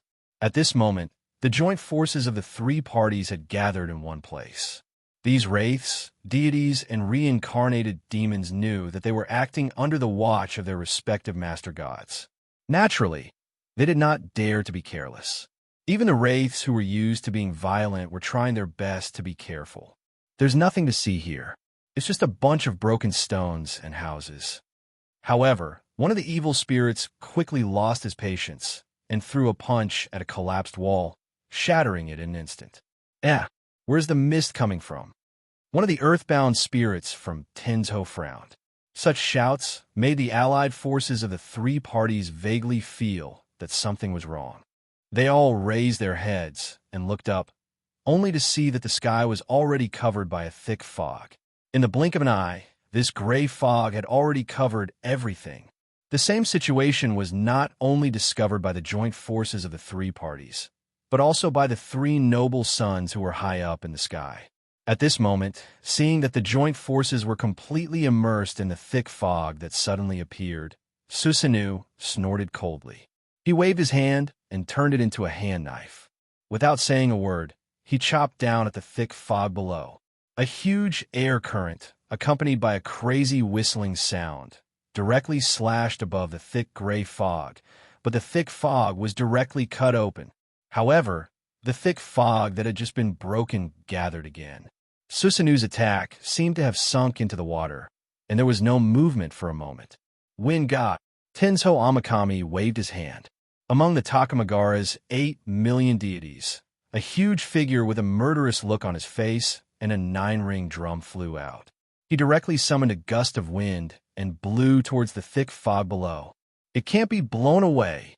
Tsukuyomi frowned secretly at this moment. If this thick fog couldn't be blown away by Tenshu's wind god, it naturally wasn't an ordinary fog. Tsukuyomi's pupils suddenly mutated, turning into circles of spiral lines as she looked down. The more she looked, the more shocked she became. Her face sank, and she said in a deep voice, "Sister Tenzo, this strange fog has also covered my pupils. It's really strange." "Tsukuyomi, even you." Susanoo was stunned. Then he fell silent. No one knew what he was thinking. At this moment, the Amaterasu Amakami did something that shocked Susanoo and Tsukuyomi. The Amaterasu Amakami in front of them directly ordered all the gods of the Takamajahara to jump into the thick fog. 8 million deities. In fact, it was just a name. Perhaps if Takamagara continued to exist, it would be able to gather such a number one day. After all, everything could be promoted. But it was obviously not now. It was already good enough that there were tens of thousands of deities. Even so, tens of thousands was still a huge number. While the thick fog was strange, it did not occupy a large area, and it was impossible to accommodate tens of thousands of the 8 million gods. Tsukuyumi Susuk, don't be idle. Tenzo Amakami snorted coldly. This is related to Yen Wuyue's safety. Don't have any evil thoughts at this moment. Otherwise, Father God and Mother God will blame you. Even as Sanguiko, you won't be able to bear it. Susuk was another name of Susanoo, but he didn't like others calling him that. At this moment, Tenzo shouted without any scruples, causing Susanoo's face under the ghost helmet to twitch slightly. However, he also knew the seriousness of this matter, so he snorted coldly and said straightforwardly, "All evil spirits, go down." Seeing this, Tsukuyumi also ordered her reincarnated monsters and warriors to go down together. He really didn't believe that such a small amount of fog could swallow all of Sangizi's subordinates. Roar! Roar! The earth-shaking momentum made the deities, ghosts, reincarnated warriors, and reincarnated monsters frantically rush into the thick fog. Such a huge lineup made the subordinates of Sanguiko full of confidence. However, they gradually realized that things weren't as simple as they imagined. The number of people rushing into the thick fog was increasing crazily, but there was still no change in the thick fog. When the number of troops exceeded the number of people entering the thick fog, many deities from Highland Celestial suddenly hesitated and stopped outside the thick fog. Then, it was the reincarnated warriors and monsters under Tsukuyumi. After a while, even the evil spirits, who were famous for their stupidity, found something wrong. They stopped one after another, widened their eyes, and looked at the other two subordinates of Sanguiko. They waved the big sticks in their hands fiercely as if to say, "We are not stupid. Presumptuous. Did this god ask you to stop?" Suddenly, Tenzo Amakami's extremely sharp voice sounded in the surroundings. Tenzo Amakami ruled Takamagara. Which of the 8 million deities didn't have their real names known to her? Their life and death were in the hands of Tenzo Amakami. At this moment, even if the thick fog in front of them was an extremely dangerous place, they had to bite the bullet and rush in again. After all, although they didn't know what kind of danger they would encounter if they rushed into the thick fog, at least it didn't prove that it would bring about direct death. But if they disobeyed the order of Tenzo Amakami, their real names would be destroyed. Charge! For the gods! No one knows what the 8 million gods shouted, and then the troops of Takahara regained their original momentum, and like a hive of bees, they madly rushed into the thick fog. Tsukuyumi, Susuk, don't hold back. This is all for the Yen Wuyue world, created by Father and Mother. At this time, Tenzo Amakami said in a deep voice, "Can't you feel the crazy changes in the world's authority? The deity position of Sanguiko has become precarious." With the words of Tenzo Amakami, the entire sky suddenly trembled. The earth also began to shake at this moment. It actually changed. Tsukuyumi was shocked at this moment, and her expression changed again and again. The so-called deity position was only known to Sanguiko, and only Sanguiko himself could sense it. In the Yen Wuyue world, this was the real deity position. This was the foundation of Sanguiko's domination. Although Takamagara claimed to be deities, it was actually just a trick made by Tenzo Amakami. It looked good, but was useless. Who was shaking the rules of this world? Susanoo, who had always been known for his bravery, was greatly frightened at this moment. The horror of standing on a cliff made his heart jump instantly. Evil spirits, go down. Fill this thick fog for me. At this moment, Susanoo no longer hesitated. If these evil spirits died, they could be slowly cultivated in the future. But if the world changed, there would be no such thing as Susanoo. Reincarnated monsters, reincarnated warriors, fight for glory. Tsukuyumi's expression was solemn at this moment, and her spiral-shaped pupils glowed with a strange light. Boom! Suddenly, there was a loud noise, and the turbulence between heaven and earth escalated again. A huge mountain not far away directly collapsed at this moment. Susanoo and Tsukumi looked at the same time, only to feel that their deity position was on the verge of collapse. The world authority on them even began to become irritable, as if it was about to break away from their control at any time. What the hell is this? Look at me, kill it. Susanoo roared furiously at this time. In an instant, he pulled out the weapon at his waist, a strange dark red katana. The Tatsuka sword was broken. This weapon was second only to the Tatsuka sword in Susanoo's collection. But just as Susanoo was about to rush into the thick fog, he saw the fog surging as if something was about to break out of it. A huge black shadow with 8 huge heads rushed out of the thick fog in an instant.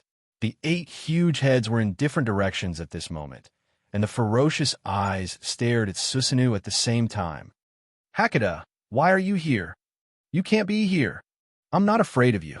Susanoo madly held the treasured sword in his hand and slashed at one of the huge snake heads.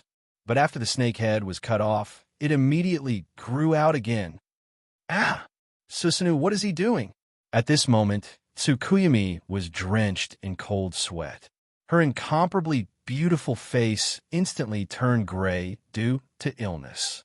In front of his eyes, Susan Mikoto of the 3 noble sons seemed to have gone mad at this moment. He waved his weapon wildly while roaring angrily. Could it be that Susanoo is under an illusion?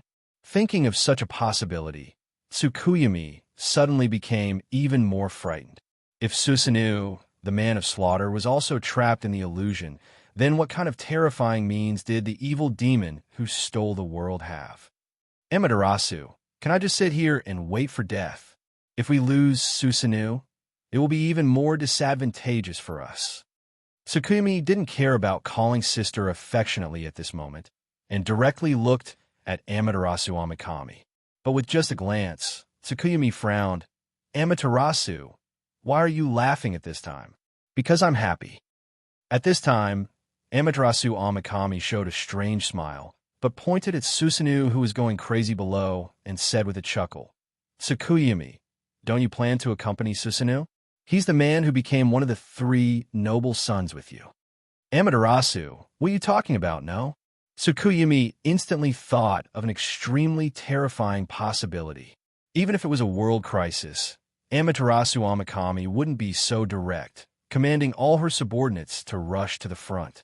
She would only use her identity to force Susanoo and her to make the first move. In such a strange speech, you, who are you? Me? Amaterasu Amikami smiled. Of course I'm you, am I not? Look at me. The Amaterasu Amikami in front of him instantly turned into Tsukuyumi. From appearance to demeanor, even the faint divine power was exactly the same. Impossible. You evil demon. Tsukuyumi took out a small odachi and held it backhanded. Amaterasu had probably fallen long ago. Now that Susanoo had fallen into the other party's trap and went crazy, he could only rely on himself to survive this computer crisis. You? Tsukuyumi sneered at this time. Look at who I am. Tsukuyumi transformed again, but in an instant, she turned into an incomparably dignified and noble beauty in a white robe with a face as pale as blood. Izanami, Mother Goddess. Tsukuyumi was startled and suddenly woke up. Don't lie to me, you evil demon. At this time, Izanami slowly waved her hand and said, Tsukuyumi, how dare you be so rude to me? Accept the punishment. I will deprive you of your authority as the Sanguiko. From now on, you will become immortal. Tsukuyumi only felt the power brought by the divine position in her body crazily flowing away at this time. In an instant, her body began to shrivel, and her hair fell off one by one. This is not me. This is not me. Tsukuyumi looked at her skinny hands and screamed in horror. This is not me. Don't take back my power. Mother Goddess, I was wrong. I was really wrong. Don't take away my power. Izanami, however, remained motionless. She only revealed the strange smile that she had at the beginning. Taisetsu rubbed his chin and looked at the maid beside him curiously. "Yuki, Mississippi. Are these guys stupid?" "They're not stupid," Mississippi maid said indifferently. "They just can't defeat the fear in their hearts." "Is that so?" Taisetsu shook his head. The people in front of him were all Sanguizi's subordinates. The 8 million gods, evil spirits, reincarnated warriors, and demons seemed to be on drugs. One moment, they were laughing, the next moment, they were crying, and some were even shouting. Even Susanoo, who had fought with him once, was like a patient in a mental hospital. Of course, among these families, Taisetsu saw the girl in a kimono beside Erex. She seemed to be called Mickey. Rumble, the earth began to shake at this time. A crack suddenly appeared in the dilapidated early rice village in front of him, and then something stretched out crazily. It was like a giant pillar, a tree trunk. This tree trunk grew crazily, and in an instant, it had surpassed the height of the mountains. It was even expanding. At the same time, the roots below stretched out crazily, absorbing the 8 million gods, evil spirits, reincarnated monsters, and samurai. These subordinates of the 3 noble sons were directly absorbed by the roots. Only their heads were exposed. As for this tree trunk that emerged from the ground, it was as if it had received a huge amount of nutrients. Large amounts of branches began to grow from the top, followed by green leaves. "Erex, is this your masterpiece?" "World-level nightmare. Not bad." Yui suddenly turned around and looked behind her. Taisetsu was shocked and hurriedly turned around. He saw the strange guy he met when he first came to Yin Wuyue. "Erex, is it beautiful?" Erex smiled slightly. "My vessel." A touch of pink began to appear from the crown of the tree, then spread to all the branches. The cherry blossoms were in full bloom. Chapter 710. When the cherry blossoms were flying, it should be a beautiful scenery, but the towering cherry tree was absorbing different 8 million gods, evil spirits, reincarnated beings, and so on. It was not difficult to find that this huge cherry tree was nourished by these extraordinary creatures in Yin Wuyue's world. So, the scene in front of them was very strange. A world-class nightmare. Taisetsu stared at the huge tree in the distance. Vaguely, he seemed to see the girl in the kimono at the center of the trunk of the cherry tree. At this time, Maihan's body was integrated into this huge cherry tree. Her eyes were closed, and her expression was solemn. Miss May didn't mind Erex's attitude at all. She said indifferently, "Mr. Erex's power comes from the dreams of all living things. But there are too few beautiful dreams, and they are too difficult to come by. On the contrary, if it's just a nightmare, it's much easier." Miss Yi is indeed knowledgeable. Erex didn't mind being exposed at all. Or, if he couldn't see through her even with such means, he would even doubt whether the servant girl in front of him was a fake. Taisetsu looked at Erex, and then looked at Yi, frowning. "What's the container you just mentioned?" "But it's a container," Yi said indifferently. "It's not only used to absorb the nightmares of all the creatures under the cherry tree, but also to collect the negative energy of every human who has watched the movie in our world. Let's put it this way. Anyone who watches the movie will lose their soul. In fact, they're all pulled into the story of the movie world. This story should be able to connect with Yin Wuyue's world, and the scenes of the movie probably overlap infinitely. Then the people who watch the movie," Yi said indifferently, "they will wake up naturally after the movie ends. They won't stay there all the time. And for those who have watched the movie, there should only be a special feeling after the movie. If I have to say, it should be the so-called immersive feeling. In addition, it's just a little mental fatigue, but it won't have a big impact. If it has a big impact, I'm afraid Mr. Erex wouldn't dare to release this movie, right? After all, not all powerful people are like your shop," Erex said indifferently. "Even I don't want to disturb the order of the Lord's world. If I want to break the order of the Lord's world, I can buy the service from your shop. But in this case, my loss outweighs my gain. Mr. Erex is too modest." Miss Maid smiled. If this dream-eating taper wanted to do it, it could do it. Of course, The main thing was that if Arex had this intention, it would be an extraordinary fortune for her master if they could make such a deal. If it could help her master get more transaction fees, Miss Maid didn't mind talking to Arex. It's almost time. Your shop can also do it for me. Palace Master Baxon, I have been looking forward to it for a long time. Arex smiled slightly. He put his hands together and then pulled them apart. A crack was born. The passage to Bai Sun Hall opened easily. After all, before this, he had stolen almost 1/3 of the world's authority. It was as easy as drinking water for him to unlock the space structure of Yin Wuyue's world. I'll go first. You two, just treat it as a surprise attack. Arex smiled confidently and flashed into the crack in an instant. He was not afraid that Yu Yi and Taisetsu would do nothing. The club's contract spirit was paramount. There were always fearless guests who wanted to breach the contract, but there was no club who took the initiative to violate the contract. Vessel, world-class nightmare? Taisetsu shook his head. I still can't figure it out. If you want to fight, just fight directly. Why do you have to make it so complicated? Yu Yi explained. Strictly speaking, Arex only stole Yin Wuyue's authority. This kind of theft is not considered as possession, unless he gives up the mark of the Lord's world and completely becomes a creature under Yin Wuyue's rules. He can use these authorities unconditionally. Otherwise, he needs a lot of power to maintain the backlash of these authorities. In addition, he also needs to deal with the owner of Yin Wuyue, so he naturally needs more power. The so-called vessel is the source of power that provides him with a steady stream of power. Do you understand now? In short, it's similar to immigration. Taisetsu thought for a moment. This Arex doesn't want to have the nationality of Yin Wuyue's world, so he has to spend a lot of money to do things here. This money is power, right? It's very in line with the modern understanding. Yu Yi smiled. Basically, all the Black Soul envoys were respectful to her.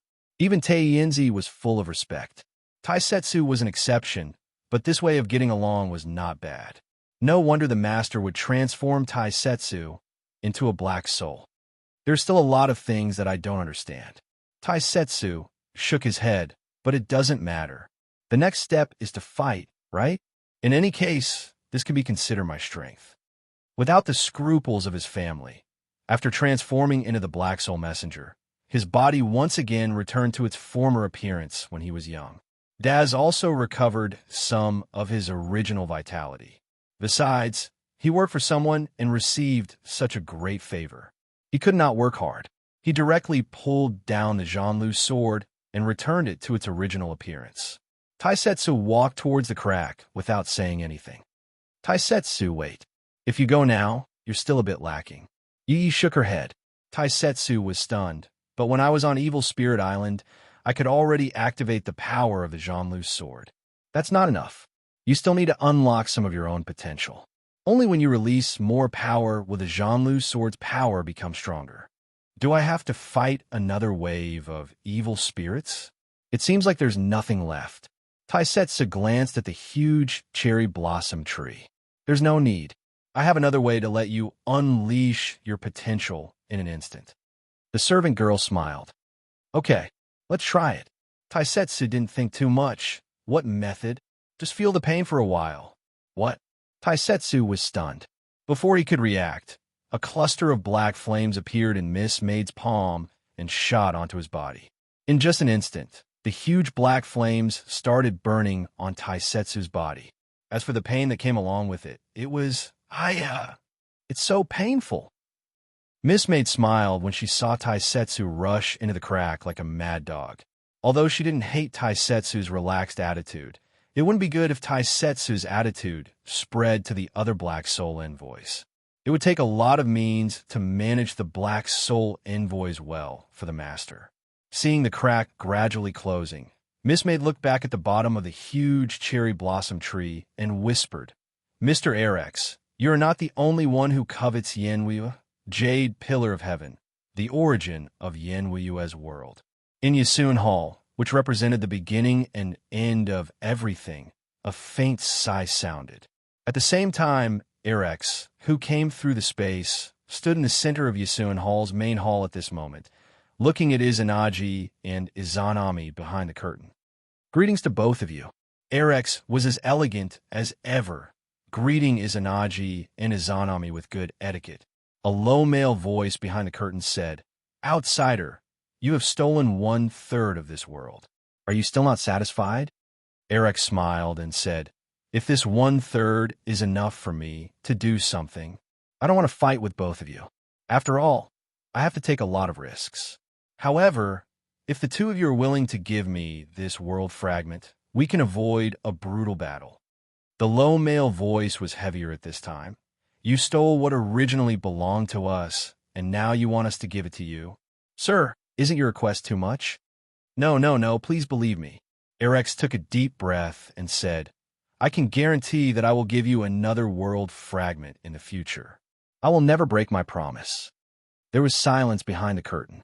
Finally, the entire Yasun hall shook slightly. The low male voice said indifferently, "Then let's fight. We will not hand over Yin Wuyue. Instead, spit out the part you stole, and we can let you leave safely." Erex sighed secretly and said faintly, "Izanagi, Izanami, you two can rule a world together and stay by each other's side every day. Have you ever thought about what will happen to you when you are alone one day? Do you think you can kill me?" Izanagi's voice was full of rage. "This is my world. Kusanagi sword." Erex didn't say anything more. He just stepped back and left Yasun Hall directly. At the same time, a huge golden light shot out from the entrance of the main hall. In an instant, a figure rushed out of Yasun Hall. It was a stalwart man holding an ancient long sword, Kusanagi sword, and a round mirror, Yada no mirror, suspended beside him. Erex stopped smiling. According to the Western world's division of the so-called gods above the extraordinary creatures, the divine power shown by Izanagi had far exceeded the weak divine power. It almost reached the level of weak divine power. You don't even have a trace of divinity in you. How dare you touch the world fragment? You are overestimating yourself." Izanagi looked at Erex indifferently. A strong fluctuation came from Kusanagi sword and Yada no mirror at the same time. In an instant, the weather changed. This was the real change of the world. Divinity? This thing is useless at all. Erex shook his head. The more divinity you master, the more you can't extricate yourself. The deeper you sink, the more difficult it is to get out. Die. Izanagi didn't intend to argue with Erex at all, and he attacked directly. Erex flashed at this moment, cut through the space, and retreated directly out of the attack range of Kusanagi's sword. Then he smiled slightly. "Mr. Taisetsu, this is your opponent. Please help me stall him." With that said, Erex waved his hand. A figure wrapped in black flames rushed out from the cracked space gap. "It hurts." Taisetsu, who was in so much pain that his face was distorted. Jean-Lou's sword burst out, a terrifying sword light at this time. It was totally different from when he was on the evil ghost island. Daz, who was in extreme pain, was like holding his breath and then being pricked in the most sensitive part of his body with hundreds of steel needles at the same time. At this time, he was released all of a sudden, and he no longer held his breath. That was ferocious. This guy with a sword and a mirror hanging beside him. No matter who he was, he just had to cut him down, right? Even if you have helpers, so what? Izanagi wasn't afraid at all. When he saw Taisetsu's sword coming at him, he waved Kusanagi sword to block it. But the moment they touched, his expression changed instantly. The black flames burning on this fellow's body had actually caused him to become weak. Following that, the power behind the strike was shockingly huge. Bang! Izanagi's body couldn't withstand this terrifying attack, and his body crashed into the heavenly jade pillar below him. Several cracks that were dozens of meters long appeared on the heavenly jade pillar. "Mr. Taisetsu, please stall Izanagi." "I know. I'm F. Aster's king in pain. Don't bother me." Erex didn't mind Taisetsu's rude words at the moment. He saw that the opportunity couldn't be missed. After leaving such a sentence, he rushed directly into Yahiro Dano. Target, Izanami. At the same time, Izanagi, who was knocked into the heavenly jade pillar, quickly broke free. Such a collision brought pain, but he wasn't really injured. He just lost his face. He flew out in a rather embarrassing manner. When he was about to make a move, the guy with unparalleled strength slashed at him again. Ding, ding, ding, ding. Lunatic, Izanagi cursed secretly, but he had a block in a panic. The black flames on this guy's body were weird and difficult to deal with. The sword he held was even more terrifying. Kusunagi's sword blocked the attack, but it kept making a sad sound. Erex broke into Yahirodano again. The one who was still sitting behind the curtain was naturally Izanami. How about it? If you can lend me Yin Wuyue, I will give you a better one in the future. Erex stated his condition again. No wonder you are fearless. Izanami finally spoke. The curtain was pulled open from both sides. Izanami, who was sitting, had an emerald magatama inlaid on her forehead, exuding a green shimmer. Izanami slowly opened her eyes and shook her head. Unfortunately, even if you have a helper, I can't give Yin Wuyue away. In that case, Erex sighed, I can only be a bandit for once. Izanami also sighed faintly and said softly, You asked before if I was the only one left in this world. How would I feel, right? Erex frowned. Suddenly, he felt something wrong. He narrowed his eyes subconsciously. Izanami's beautiful and unparalleled face suddenly became horrifying. It was like a rotten corpse with many white insects crawling on it. Who can understand the hatred and sadness in my heart? Izanami sighed faintly, but it was more like a cry. It suddenly became sharp like a ferocious ghost. Go to hell when you see me like this. In an instant, Erex only felt that the space around him was shattered directly, and the violent power tore toward his body frantically. Izanagi's power is fake. Erex's face changed greatly. It's all on you. Intermediate divine power.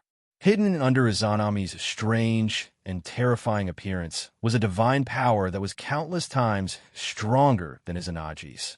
It was said that Izanami died because she gave birth to Vulcan. Izanagi, in grief, killed Vulcan and went to the Netherworld Kingdom personally.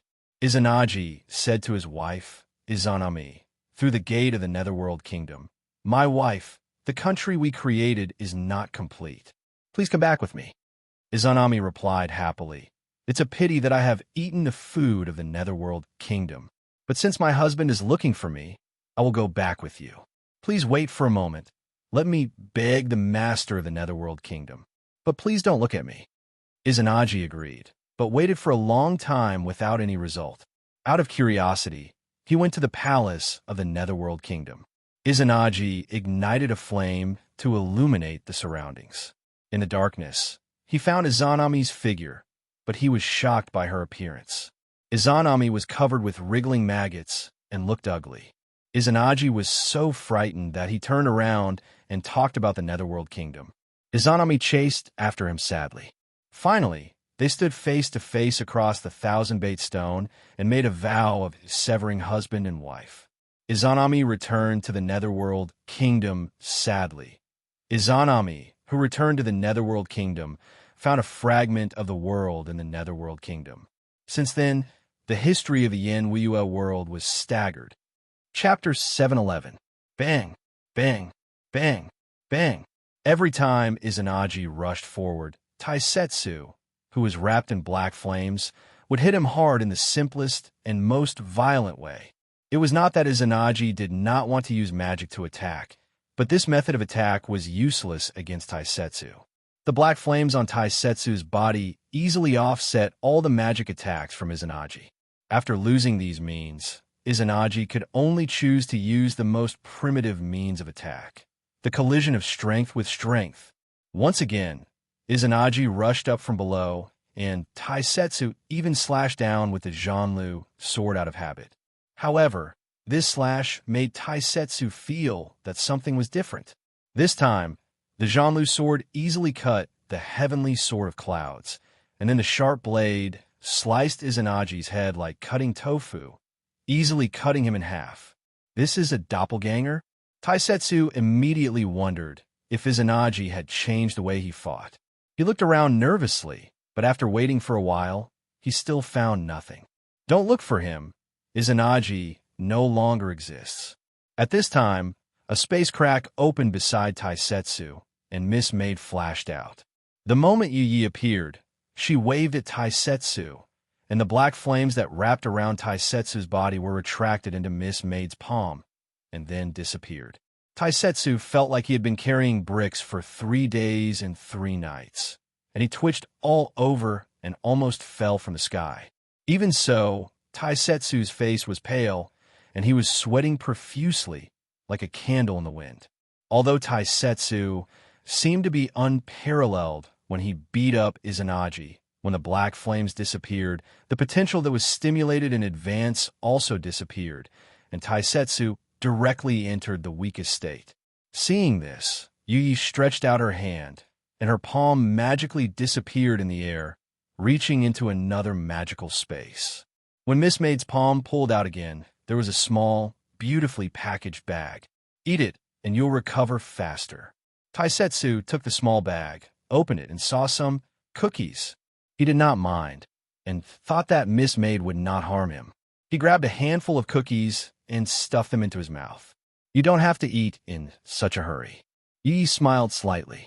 Taisetsu was stunned. The battle is not over.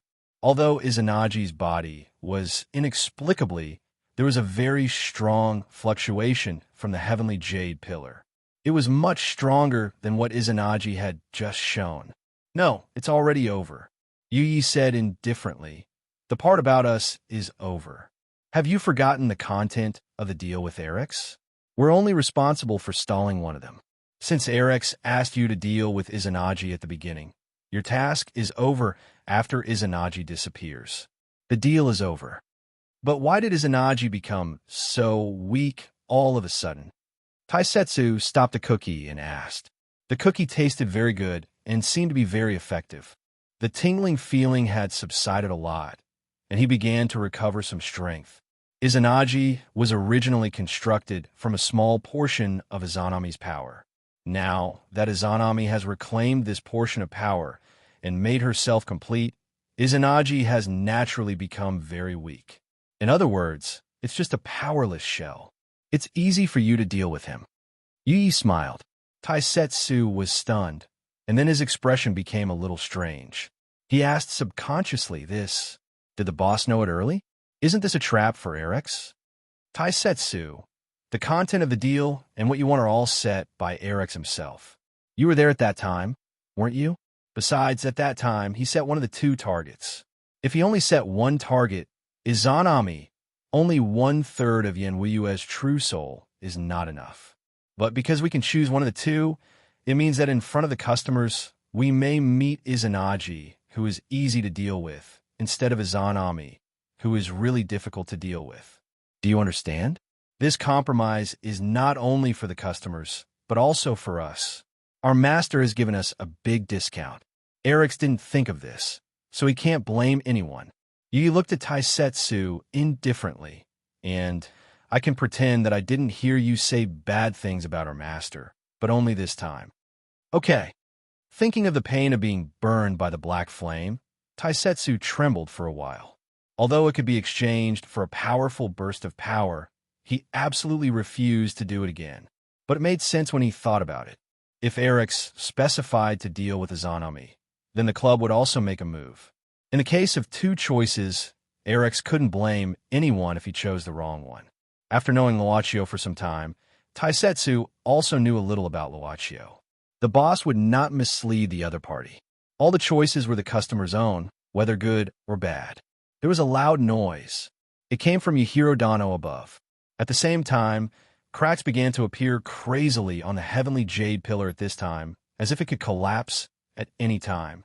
The heavenly jade pillar was like a pillar that propped up the sky. If it collapsed, who knew if the sky would collapse as well? Taisetsu showed a hint of horror. Even in the state of potential eruption just now, he vaguely felt a little powerless against this kind of power. If Erex buys the service again, do I have to fight Izanami? Taisetsu asked with a solemn face. That depends on whether Erex can still come up with something that we can use. Yui said very calmly. After that, Yui looked up and then said indifferently, Erex was defeated and fled. Even if he has a container that can infinitely extract power, he is still not good enough to deal with Izanami, a low-level divine power. A streamer left from Yahiro above in an instant. That was Erex. Let's leave too. Yuyi retracted her gaze, looked at Taisetsu, and said indifferently, "The master's order has been completed. I have to go back to him as soon as possible." "You didn't do anything at all?" "Okay, little sister." But Taisetsu still nodded. He was very clear about his position. Although Onyx Soul's job also included looking for potential customers. But he was not interested in this aspect at all. Instead, this situation of appearing as a hired thug was quite timely. Originally, he had always been a hired thug. Now that there was no worry, he didn't have to worry about fighting. But at this time, the dark clouds were pressing down. A crazy black wind blew down from Yahiro above, accompanied by a shrill cry. "Do you want to escape? Intruder!" As soon as the voice sounded, a figure suddenly appeared. Taisetsu looked at it. Even with his nerves that were used to big scenes, he couldn't help but be shocked. This guy's body was all rotten. All the ugly words in the world were not enough to describe it. "Our work this time has been completed. We won't do anything else for the time being." Yui nodded elegantly at Izanami. "Please rest assured." Izanami's rotten eyes were tightly locked on Yuyi.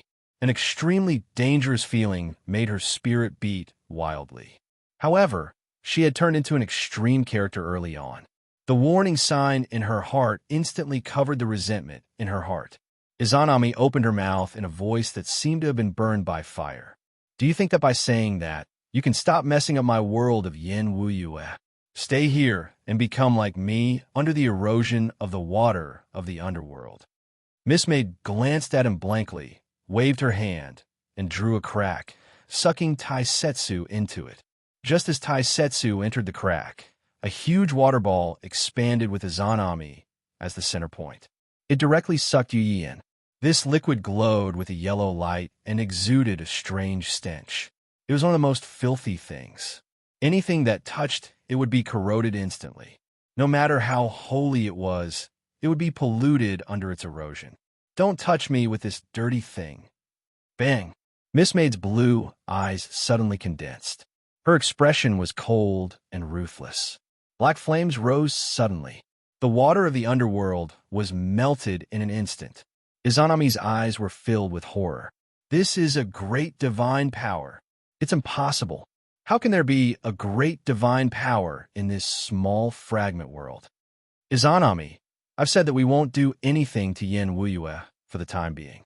If you continue to pester me, I can only turn to automatic defense." Miss Maid finally withdrew the black flames on her body and calmed down. Izanami was surprised at this time, but she didn't attack again. If she really faced a great divine power, she could only be controlled by her quietly, even in this fragment world that she dominated. "However, if you need help, you can also find us." Miss Maid waved her hand, and a black card without a mark appeared in front of Izanami. Izanami grabbed the card. The moment she caught it, she became silent. "We just represent the guests, so there's no right or wrong. For us, the customers are the first. Please understand." Miss Maid picked up her skirt, smiled slightly, and left through the space. Izanami was silent for a long time. She looked at the heavenly jade pillar that was about to collapse and muttered to herself, "The legend is true. This place really exists. How are you? Did that monster do anything to you?" After being taken away by Yuyi, Taisetsu came directly to a plain. He could see the huge towering cherry tree in the distance. He was secretly anxious. After a while, Yuyi appeared in front of him. Miss Maid shook her head and said indifferently, "Nothing, just a little promotion, so I'm a little late." Looking at Yuye's scathed appearance, Taisetsu nodded. "So let's go back now. Where's the boss?" "You go back first." Yuyi shook her head. Taisetsu was stunned. "Don't you go back?" Taisetsu felt incredulous. Didn't Miss Maid just say that she wanted to go back as soon as possible? Yuyi sighed, then glanced at her skirt, frowned, and said, "The clothes are torn, and it still has a dirty smell. I have to wash it. It's a dereliction of duty to come to the master's side like this. Your skirt is just missing a corner." It's only the size of fingernail. Why don't you go and wash up too? You're quite dirty. Yuyi looked at Taisetsu again, quite serious. I'll just find a pool to wash up. Taisetsu was defeated. Miss Tsukiheim, the Nagato family came to invite you to dinner. Outside the door, the samurai of the Kondo family respectfully passed the message. Zixing just said indifferently at this time, I'm a little uncomfortable, but it's not good to refuse the invitation, so I will wear a veil to attend. In addition, I won't speak at the banquet. If the Nagato family has any questions, you can answer them for me. Yes, the samurai responded again. Zixing then waved her hand. The maid, who had been dressed up by her early, trembled and reached out to open the door of the room with a frightened look. After everyone left, Zixing opened the bedroom door. At this time, Imo Xiaofei carried Chizuko Nagato in one hand and walked out with a man on the other. The person being carried was naturally Saburo Nagato. After so many resets, Imo Xiaofei did not encounter any obstacles to deal with Saburo Nagato easily. Ready, let's go. Imo Xiaofei said solemnly. I hope we can solve all these mysteries tonight. The two already knew the way to enter the dungeon. This time, after entering the dungeon, Zixing and Imo Xiaofei did not walk to the longevity dungeon at the fork, but went directly to the place where Narukami Haru was imprisoned. The two stopped at the corner and put down Chizuko Nagato and Saburo Nagato. What should we do now? Imo Xiaofei looked at Chizuko Nagato and Saburo Nagato and couldn't help but ask directly. For some reason, Chizuko Nagato had not woken up after drowning, but her breathing was very stable. Zixing thought for a while and said, Narukami Haru's reaction to Chizuko Nagato is very intense. This time, let's try Saburo Nagato first. Okay. Imo Xiaofei did not hesitate. At this time, he glanced at the cage at the end of the corner. Narukami Haru was still disheveled, and he did not respond to anything. Imo Xiaofei took a deep breath and twisted Saburo Nagato's ear hard. The pain woke Saburo Nagato up. Imo Xiaofei took advantage of the moment when Saburo Nagato had not completely woken up. He directly carried his body and then slammed it out of here. Boom! The dull sound of the body falling to the ground. Such a sudden fall immediately woke Saburo Nagato up completely. He just remembered that he was hiding in the room alone and drinking. Then he seemed to be knocked by something. However, it was dim in front of him with only the flickering fire. Saburo Nagato got up from the ground, shook his head hard, and looked forward subconsciously. At this time, Narukami Haru, who heard the movement, instinctively raised his head. For eyes met. Saburo Nagato's face suddenly became extremely ugly. Haru, Saburo Nagato shouted in a low voice, but he took a step back subconsciously. He quickly looked back behind him, but there was no one around. He couldn't help but smile bitterly, muttering to himself, except for my big brother. Who else knows about this place? It seems that I'm really having a nightmare. Did I drink too much again today? Saburo Nagato shook his head and finally sighed, looking at Narukami Haru in the cell. Narukami Haru looked at him quietly at this time, without any reaction. Saburo Nagato took a deep breath, hesitated for a moment, and stepped forward. Finally, across a fence, Saburo Nagato silently looked at Narukami Haru, who now looked terrifying. He suddenly smiled bitterly. Big brother is right. I'm really a coward. I know you are here, but I only dare to approach you in my dream. I'm sorry, Haru. Narukami Haru seemed to have reacted to Saburo Nagato's voice. He suddenly stepped forward, grabbed the fence with both hands, and widened his eyes.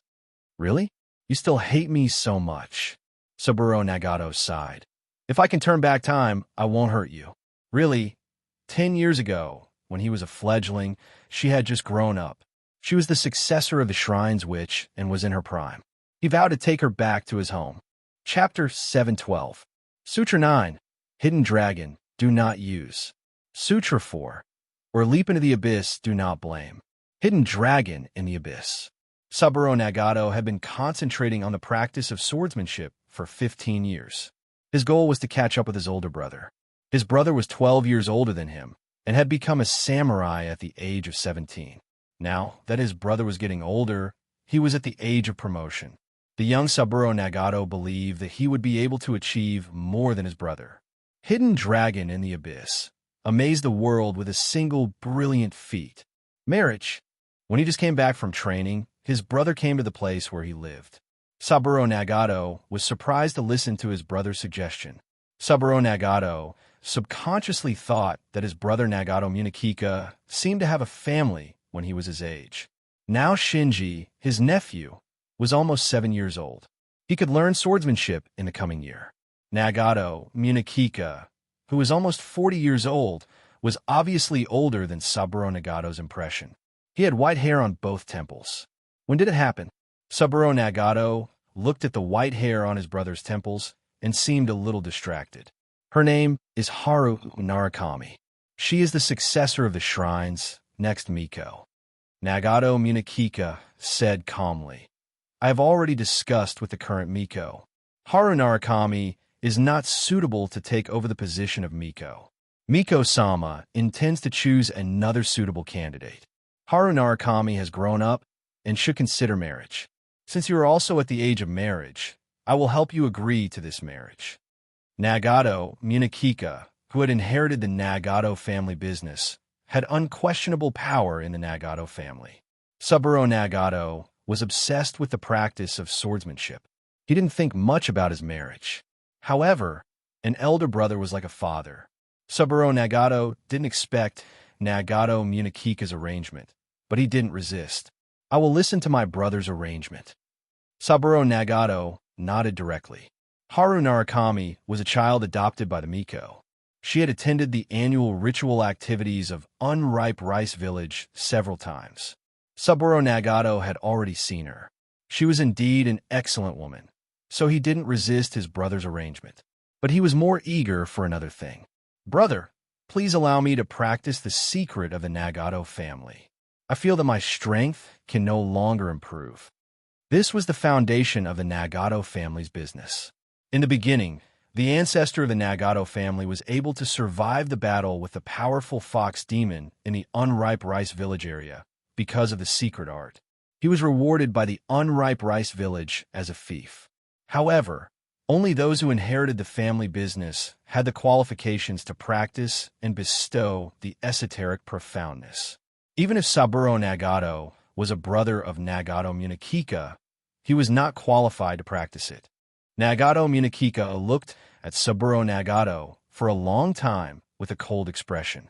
In the end, he just said, we will talk about this after you get married. Saburo Nagato could only give up asking. Looking at Nagato Munakika's back, Saburo Nagato whispered to himself, Brother, are you so afraid that I will surpass you? The Nagato family's kami.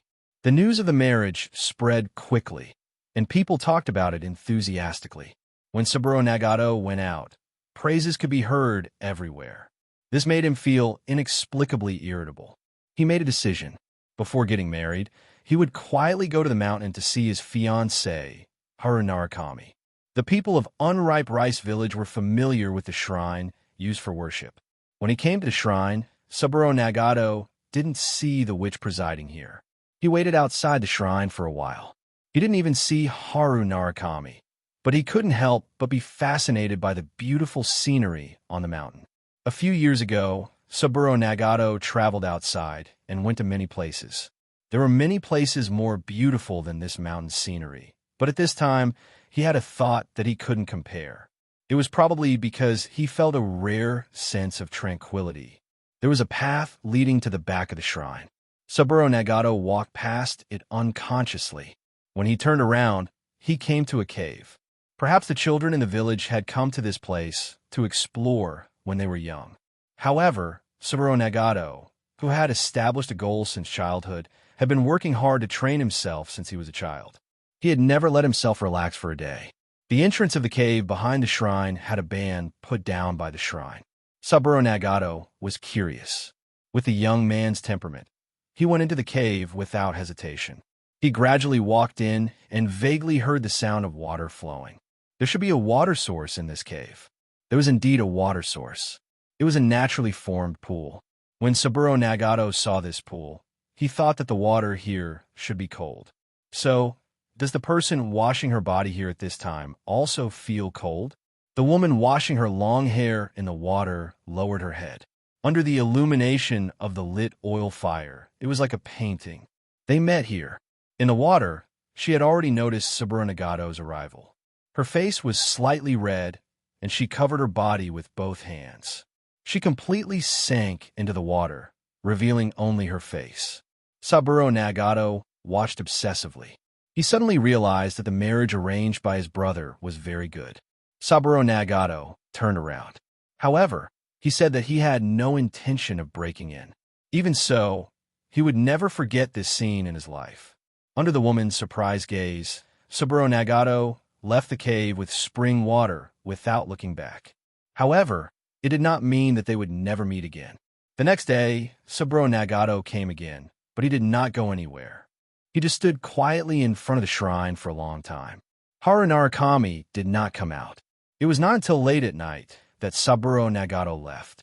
Another day, Saburo Nagato came again. Almost at the same time, he stood quietly until the moon set before leaving. Day after day, the wind and rain were slanted and the sun was in the sky. The wind and rain did not change. Saburo-sama, you don't have to do this. Haru is your wife, and she will not blame you. The gate of the shrine finally opened one day. I finally see you. Saburo Nagato smiled slightly and turned to leave. I will come again tomorrow. Tomorrow came, and the day after, the wind and rain did not change. Saburo Nagato began to wave the wooden sword in his hand in front of the shrine hall, while Haru Narukami was cleaning the courtyard. There was prosperity in spring, fish in summer, wild geese in autumn, and snow in winter. During the long stone steps leading to the shrine, the days passed just like that. The next year, Saburo Nagato married Haru Narukami. It happened to be the day when cherry blossoms bloomed. Time passed quickly for newlyweds. The Nagato family also began to build a new house. The head of the Nagato family was still Nagato Munakika. Shinji Nagato, who had reached the age of learning, also began to practice the secret of the Nagato family's swordsmanship under the guidance of Nagato Munakika. The news of the war that broke out outside was passed to unripe rice village by the traveling merchants passing by. Saburo Nagato suddenly came in front of Nagato Munakika. He looked at his brother, but found that the white hair on his brother's temples seemed to be less. Is it just an illusion? His brother's complexion did not seem to be good. Are you going to make a name for yourself? Nagato Munakika was guiding Shinji Nagato's practice. When he heard the words, he waved his hand and let the young Shinji Nagato leave. Yes, only by making a name for myself on the battlefield can I become a true samurai. Nagato Munakika walked to the place where the weapons were placed, reached out, picked up a katana, and threw it in front of Saburo Nagato. The katana had not been sharpened yet. At the same time, Nagato Munakika also picked up the katana that had not been sharpened yet. If you defeat me, I will allow you to leave, and I will fund you to bring your family to the battlefield. Nagato Munakika was always indifferent, but if you lose, you have to promise me one condition. Otherwise, this matter will be treated as if it never happened. Brother, you can't always maintain your peak state. Saburo Nagato did not hesitate and picked up the katana directly. Even as a newlywed, he had never slacked off in practicing swordsmanship. He even let Haru Narukami guard the empty room when he practiced until late at night. One sword. Nagato Munakika's sword exceeded Saburo Nagato's imagination. Saburo Nagato could hardly hold the unsharpened katana in his hand. You can't beat me. Nagato Munakika was like an insurmountable mountain. For Saburo Nagato, it had always been like this. Just one move. I can only resist one move. All these years of hard work. Is it so cheap? No. Saburo Nagato raised the katana again and staked everything on one throw. 2 moves. This time, Saburo Nagato resisted 2 moves from Nagato Munakika, but it was not something to be happy about. His katana had been swept to the ground. At the same time, there was a bright red bloodstain on his wrist. Saburo Nagato covered his wound in pain and looked at his brother in horror. The katana was sharpened, but it was so sharp. You secretly learned the profound meaning. Nagato Munakika snorted coldly. I didn't. Nagato Munakika sneered and said, I teach Shinji every day. Do you think I don't know that you are hiding and secretly learning? Sanlang, if it weren't for the fact that you're my younger brother, I would have chopped off your palm with that sword strike just now, making you unable to wield a blade for the rest of your life, just based on the crime of secretly learning the secret technique without permission. Brother, Saburo Nagato knelt on the ground in horror. Brother, I am more suitable to learn the Nagato family's profound, meaning swordsmanship than Shinji. Please let me become a real samurai. Send Narukami Haru to me. What? Nagato Munakika put down the katana and said calmly, send your wife to me. I can teach you the profound meaning of the profound meaning and support you to join the battlefield, to make contributions and become a samurai. Nagato Munakika, how dare you? Don't forget that you secretly learned it. Nagato Munakika left indifferently, only tonight. After the beginning of spring, Saburo Nagato led 10 people to the battlefield under the congratulations of the villagers expressionlessly. In the same year, Chizuko Nagato was born. In a few years, Saburo Nagato only came back a few times and left in a hurry. Chizuko Nagato was already 6 years old. Narukami Haru died of illness. After that, Saburo Nagato returned to Nagato's house alone to recuperate. Sure enough, you are just a coward. Nagato Munakika seemed to know everything. From now on, you will stay like a stray dog. You can't go anywhere with your deserter body. Yes, Saburo Nagato in front of him seemed to think that he was in a dream. He looked at Narukami Haru in the cage, repenting what he had done little by little. Death is too terrifying. His face was pale as he recalled what happened on the battlefield. Someone's intestines were hanging on my body, and someone's head flew to me. I was buried in the corpses until the night. It seemed that there were countless resentful spirits around me. I couldn't feel any warmth. After returning to Nagato's house, I couldn't even pick up the sword once. Not even once. I don't dare to face you, Saburo Nagato said painfully. Haru, I took what you exchanged from your brother, but I failed to achieve anything. In the end, I could only escape back to this place. Maybe I should die, but I don't even have the courage to die. His voice was not loud, but in this quiet dungeon, it was enough for Zixing and Mo Xiaofei, who were hiding, to hear it clearly. The reason why Narukami Haru was imprisoned here for dying of illness was that she suddenly went crazy and planned to tell others about the deal made by Saburo Nagato and Nagato Munakika.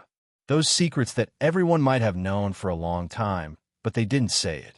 Everyone inside and outside the aristocratic family knew everything, but they couldn't be so straightforward. My brother said that he won't kill you, but he won't let you see anyone. I don't even have the courage to resist. Saburo Nagato closed his eyes. Once is fine. Even if it's just a dream, once is fine. Let me have the courage. Saburo Nagato roared. Chong, men, zone, near, no, am, coward, fu. He took a deep look at Narukami Haru again. Haru, I will bring Nagato Munakika's head to see you. Turning around and running, this man who thought he was in a dream had the courage to do so. Before Saburo Nagato went crazy, Zixing pulled Mo Xiaofei and hid again, not letting Saburo Nagato find them until he walked all the way out of the dungeon. Mo Xiaofei and Zixing were silent. After a long time, Zixing said calmly, this time doesn't seem to be reset. Mo Xiaofei glanced at Tsuruko Nagato sadly. What Saburo Nagato did was very depressing, and he couldn't even be called man. It was just that this kind of thing, even in the real world outside the movie, had always been common. Even in this civilized society, it seemed that she should have resisted Saburo Nagato. Mo Xiaofei said quietly, in your male-dominated society? Zixing sneered. Mo Xiaofei took a deep breath, but he silently recited the scripture that Zixing gave him in his heart. Saburo Nagato thought that he was still in a drunken dream. He was too excited.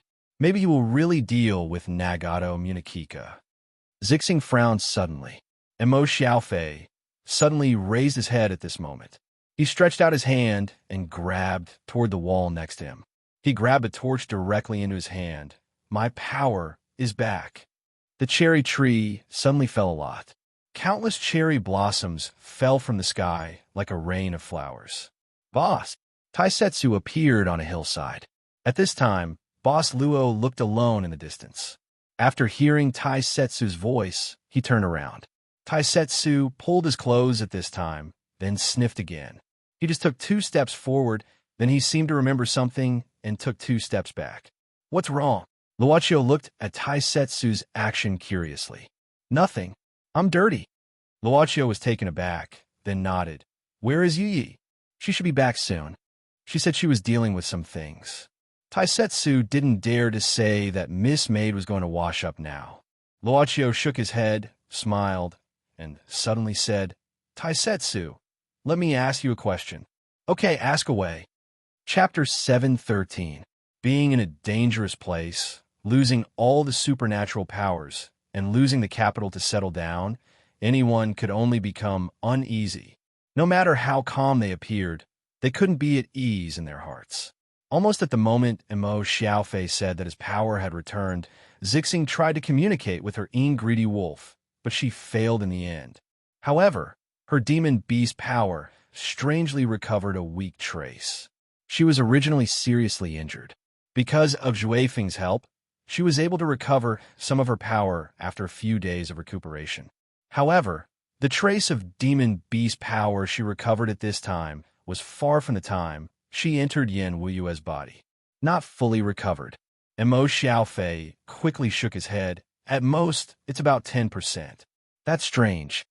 Zixing said, Master Mo, since a part of the power can be recovered, it means that there's a chance to fully recover.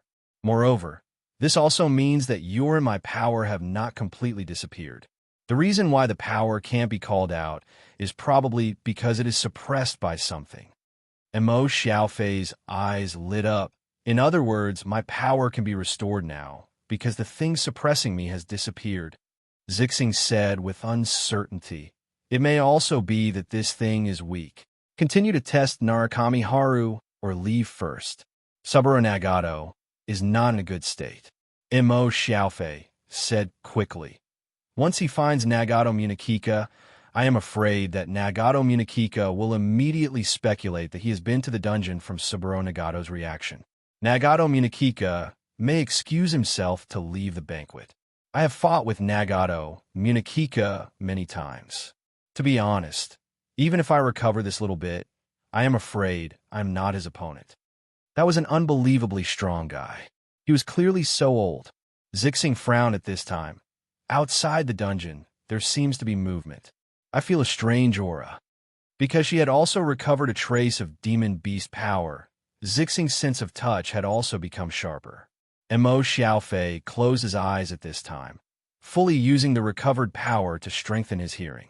His consciousness seemed to accelerate in an instant, turning back the original route. He suddenly opened his eyes. Nagato Munakika is back. So fast. On the ground, to be precise, in the courtyard of Nagato Munakika's residence. Nagato Munakika was looking at Saburo Nagato indifferently. Munakika, close. Saburo Nagato let out a low and repressed roar, staring at his brother. Sanlang, didn't I tell you that you're not allowed to approach the dungeon? It seems that you didn't listen to me well. Nagato Munakika shook his head. You really disappoint me. If it weren't for the servants quietly telling me that they couldn't find you, I wouldn't have made up an excuse to leave the banquet. Do you know that this is a banquet with the presence of Miss Tsukiheim of the Kondo family? And it has a great effect on the Nagato family? Have you been letting people monitor me? Saburo Nagato's eyes were about to spit fire. The anger that kept rising and the hatred that had been suppressed for many years made him unable to distinguish whether this was a dream or reality. Nagato Munakika said calmly, I consider that you're also the bloodline of the Nagato family. So even if you become a deserter, I will tolerate you. But you are really too disobedient. Since you don't want to listen, then don't stay." A strange smile appeared on his face. This smile made Saburo Nagato instantly cool down with just a glance. This was not a smile that a normal person would have. At the same time, Saburo Nagato saw some strange white slender whiskers on Nagato Munakika's cheeks. At the same time, something seemed to be swaying behind Nagato Munakika. It looked like a tail. "Munakika, what are you?" "Oh." Nagato Munakika reached out and touched his cheek, then looked at the moon in the sky, and then said calmly, "It's almost a full moon. You also drank tonight. It seems that you can't control yourself well. But it doesn't matter. After all, I have decided to cut you off tonight." "Monster?" Saburo Nagato shuddered suddenly. "You are not my brother. You are a monster. Or, you have possessed my brother's body." Such thoughts made Saburo Nagato understand many things. Since his brother suddenly asked for his wife, Saburo Nagato felt that his brother was extremely unfamiliar. At that time, he offered his wife, Narakami Haru, in order to get funding and the secret of the Nagato family. Now, he was extremely regretful. Nagato Munakika was like a demon. He even began to build the Longevity Underground Palace. What's more, since he escaped from the battlefield, Saburo Nagato even blinded his conscience. He had been quietly dealing with the villagers who wanted to fight the curse and escape privately for Nagato Munakika, causing them to die as a result of the curse. Possessed monster? You don't understand at all. Nagato Munakika shook his head at this time. How can you understand the true secret of the Nagato family? Nagato Munakika was unwilling to say more to Saburo Nagato. His eyes suddenly froze, revealing a strange blue light. At the same time, Nagato Munakika opened his palm, and a dark blue flame appeared out of thin air. "This is the fire of the demon fox. Rest assured, I'll make you feel no pain." As soon as Nagato Munakika finished speaking, he waved his hand in an instant. The dark blue fire of the demon fox bounced directly on Saburo Nagato's body. However, this so-called fire of the demon fox directly entered Saburo Nagato's body. At this time, Saburo Nagato looked at his chest in surprise. He even hurriedly pulled open the clothes on his body, but he still couldn't see any scars. Sure enough, this is still a dream. Because of my hatred for my brother, I directly regard him as a monster. Saburo Nagato shook his head. It's better to wake up from this kind of dream. After waking up, everything will return to its original state. But in the blink of an eye, a pain far worse than being hit by a hostile soldier's sword tip on the battlefield instantly flooded Saburo Nagato's nerves. Fire. A lot of blue flames emerged from his body. These flames directly burned his entire body. It was an indescribable pain. Saburo Nagato fell directly to the ground, grasping the weeds in the courtyard with his palms. He exhausted his last trace of strength. He looked up and saw Nagato Munakika's increasingly strange appearance. Countless questions could not be voiced at this moment. Nagato Munakika walked in at this time, looked at Saburo Nagato's desperate eyes, and said calmly, "Since you are also a member of Nagato's family, I will tell you the truth. I am Nagato Munakika. I'm not possessed by a monster. I just got the power of the demon fox. As for the method, you don't need to know." Munakika. Saburo Nagato wanted to reach out and grab Nagato Munakika's leg. He couldn't grab it, and everything fell through. Sorry, he couldn't do it in the end. At the same time, Zixing and Mo Xiaofei, who had been chasing all the way, were hiding in Nagato Munakika's bedroom. Through the gap in the window, they witnessed everything that happened. Nagato Munakika is actually a monster? Mo Xiaofei lowered his voice. But this also explained why Nagato Munakika was too powerful. He was not like an ordinary person. It's strange. How can a monster's aura be so messy? Zixing frowned. Her eyes were locked on Nagato Munakika's body, showing a very puzzled expression. Nagato Munakika lifted Saburo Nagato's body with his foot. After confirming that the person was completely dead, he suddenly frowned. Is someone hiding? Mo Xiaofei's heart tightened, thinking that his hiding place had been discovered by Nagato Munakika. He even prepared to resist. Unexpectedly, Nagato Munakika suddenly looked in the direction of an ancient tree in the courtyard at this time. Demon Fox, how dare you kill a human? However, another soft voice sounded, and a figure walked out from under the ancient tree. Emo Xiaofei looked hard, but was surprised. How could it be her? Why is she here? Zixing showed a puzzled look. Emo Xiaofei quickly said, "This is the goddess I was talking about. Because I lost my power, I haven't paid attention to her for a long time. I just don't know why she suddenly appeared here. She seems to have regained her power."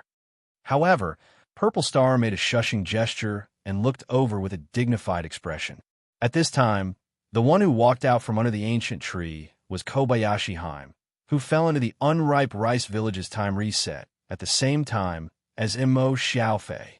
"I feel a weak demon aura, wondering who it is. It turns out that you, the demon fox, are killing innocent people here." Kobayashi Haim's face was cold. She was imposing without being angry.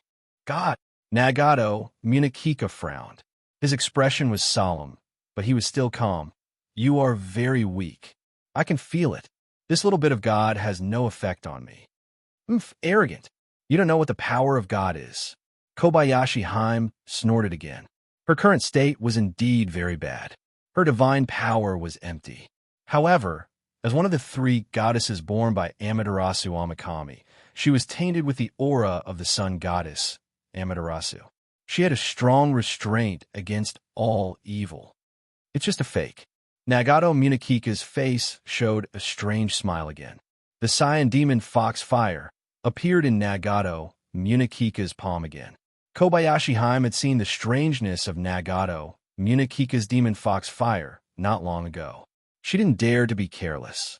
She pushed out her hands and put down a barrier in front of her that could attack in a whisper. This was a barrier that could resist most evil creatures. The source of power was not divine power, but the divine item given by Amaterasu Amakami that she wore.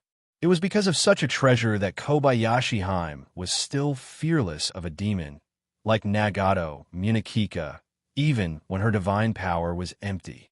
Chi-Chi, Chi-Chi. The Saiyan demon Foxfire directly attached to Kobayashi Haim's barrier and burned frantically. In truth, Kobayashi Haim felt that something incredible happened quietly. This kind of demon Foxfire actually easily tore apart the enchantment released by her precious treasure and directly adhered to her body. What kind of fire is this? This demon Foxfire instantly spread all over her body and began to burn her divine body. With great pain, Kobayashi Haim knelt on the ground in an instant. But after all, unlike a mortal body like Saburo Nagato, Kobayashi Haim was still struggling to hold on at this moment. However, Kobayashi Haim's consciousness quickly began to dissipate under the attack of Demon Foxfire. She didn't hold on for long before fainting directly.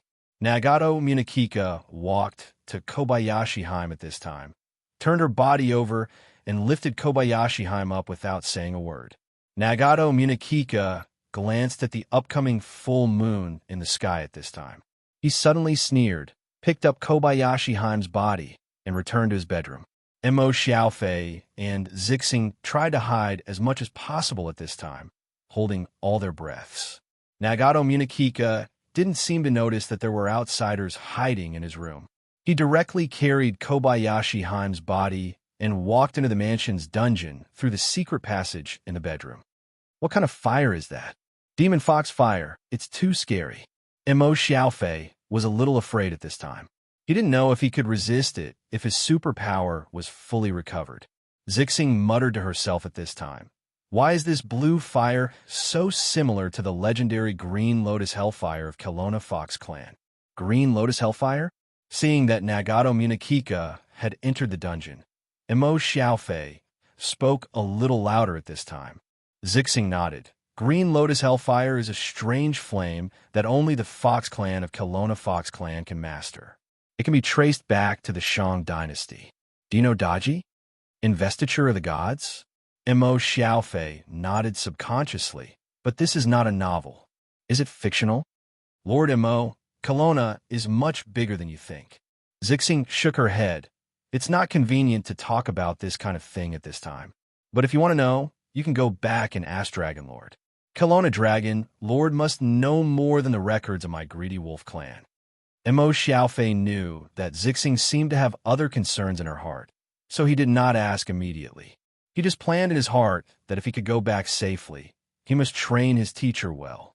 The two had their own thoughts in this bedroom, but there was one thing that made Mo Xiaofei very happy. Time. So far, the time had not been reset. The secret of the Nagato family seemed to have been revealed. Mo Xiaofei subconsciously looked at Shizuko Nagato. She had not been able to wake up until now. If the plot of Yin Wuyue's world and the movie world were still connected, then a few days later, when Mo Xiaofei's reset time could not be reached, would Shizuko Nagato still die strangely? After a long time, Zixing sighed and said, I think we should leave first. I'm afraid Nagato, Munakika, will not come out for a while. Mo Xiaofei nodded. This time, he also wanted to see if time would reset after 3 days. At this time, if he recklessly came into close contact with Nagato Munakika, it would be unwise. The strength of the two sides was a bit different, so he could only think twice before taking action. Send Shizuko Nagato back first. Nagato Munakika should not have found out that Kondo Tsukiheim at the banquet was a disguise. This time, you are not exposed. We can stay in Nagato's house temporarily. Zixing looked at Mo Xiaofei and said her plan. Okay. Startled birds flew out of the forest. Behind was a huge cherry tree, and in front was an old shrine. Miss Maid, who had just finished the last step leading to the shrine, was sandwiched between the two at this time. Yui just glanced at the shrine, then glanced at the wooden fence in front of the shrine used to hang the prayer sign. She crossed the shrine directly and walked to the back of the shrine from the trail behind the shrine. Soon after, Yui came to the entrance of a cave with a rope for ceiling hanging at the entrance. Yui took a step forward, and her body appeared directly in the cave. When she came to the edge of the pool deep in the cave, someone had already come here. She was wearing a white kimono. The young witch of the shrine in front of her was kneeling on the ground at this time, holding a small basin with both hands. She was filling the basin with water from the pool and washing her body. It's you? The young witch opened her mouth. Probably because the other party was also a woman, she didn't care too much even if the thin white kimono on her body faintly exposed her skin under the scouring of the pool water. What a young and inexperienced body. Miss Maid smiled slightly and said softly, Can I borrow the pool water here? The pool water here is good. It seems to have the effect of washing away unclean things. The young witch did not speak, seeming to be contemplating something. Finally, she nodded gently. Thank you. Chapter 714. You are very clean. The young witch suddenly raised her head and looked at the dreamlike perfect body in front of her. She thought, how can a person be so perfect? You didn't intend to test the temperature of the pool, so she directly walked into the pool. It was not deep, so she easily swam to the center of the pool. In fact, it was not big, only about a few dozen square meters. She popped her head out of the water and wiped her hair with both hands. Then she looked at the young witch and said, If there is a very important person to see, then a girl is not allowed to touch even a little bit of dust. The young witch was stunned. Then she seemed to ponder and finally nodded silently. After a while, she asked tentatively him. She pointed very vaguely, but Yi knew that the young witch was referring to her master. That day, her master and she appeared in front of the young witch at the same time. The servant girl just smiled, and the young witch already knew the answer. She didn't ask any more questions. Then she knelt on the ground again, filled a spoon with water, and then splashed it on her body again. That card, you can take it back, I don't want anything. The young witch suddenly opened her eyes. The servant girl held her hair with both hands and gently rubbed it in the water. She smiled again. I know you are in a perfect state now, but is it really okay to turn a blind eye to it? What did you say? The young witch seemed to be absent-minded for a moment, but only for a moment. She still showed a confused expression. Nothing. Yi shook her head. Soon after, she walked out of the pool. and the black flame burned the traces of water on her body and the clothes she took off. She took a step forward, and a new set of clothes appeared on her body. "I'm leaving. Thank you for allowing me to use this place." The servant girl gracefully bowed again. "That card, if you don't want it, then it is just an ordinary card, or just a bookmark," Yi said indifferently. "In that case, why do you care where it is? You can actually throw it away. The choice is yours." The young priestess' lips moved as if she wanted to say something. "Aya, it's already so late. I have to rush back. I came out too late." Yi had already taken a step forward, disappearing from the young witch's sight. "Ah, an ancient pond." A frog suddenly jumped in, the sound of the pond water, the young priestess suddenly whispered. She suddenly looked at the ripples in the pool that hadn't calmed down yet. When the pool was completely still, the only sound in the cave was the sound of the young witch washing herself with the cold pool water. Roar! A huge stick came crashing down on top of Zhuifeng's head. In front of him was a monster with a green face and fangs. However, Zhuifeng was not afraid. His half-demon body was enough to overwhelm the evil spirit in front of him. Bang! The heavy body of the evil spirit couldn't withstand a single blow from the half-demon's power. It lost consciousness and fell to the ground. Zhuifeng wasn't happy at all because he couldn't tell the direction. He chased the large moving group and finally came to a ruined place. Then suddenly he saw a thick fog. As for the surrounding area, there were more evil spirits like the one he had just fought. These evil spirits seemed to have been provoked by something.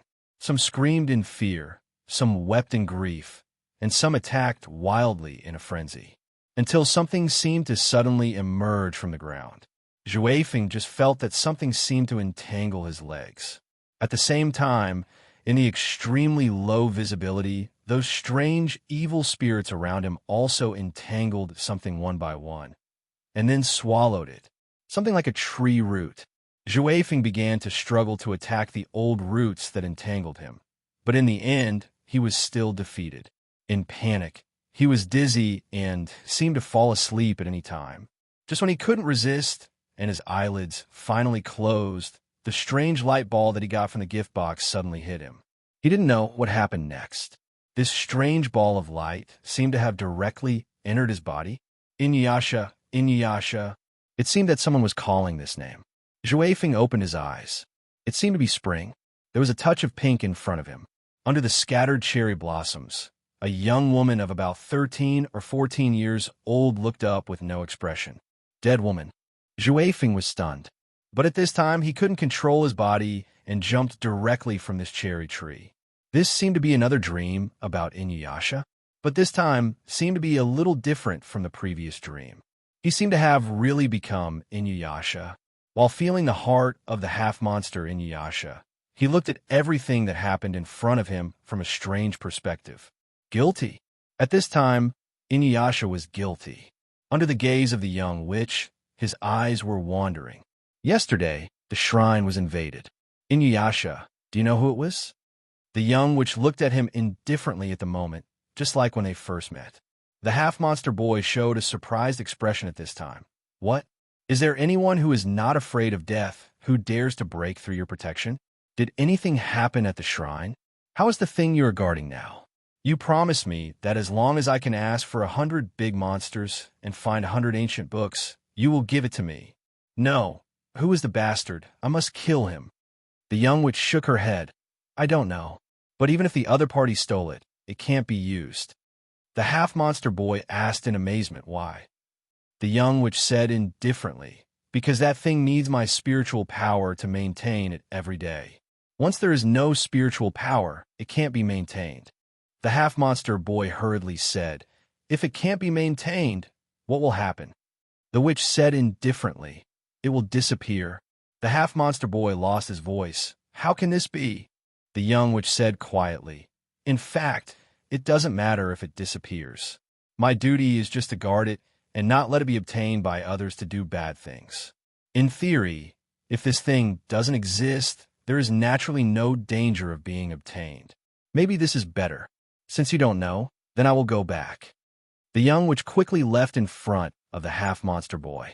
Not long after, The half-monster boy hurriedly ran into a forest and dug up the soil under a pine tree. In the soil, there was a brocade box wrapped in cloth. The half-monster boy held the brocade box, and his expression changed again and again. In the end, he sighed in annoyance. The one who sneaked into the shrine last night was himself. The conditions that the witch promised were too difficult to achieve.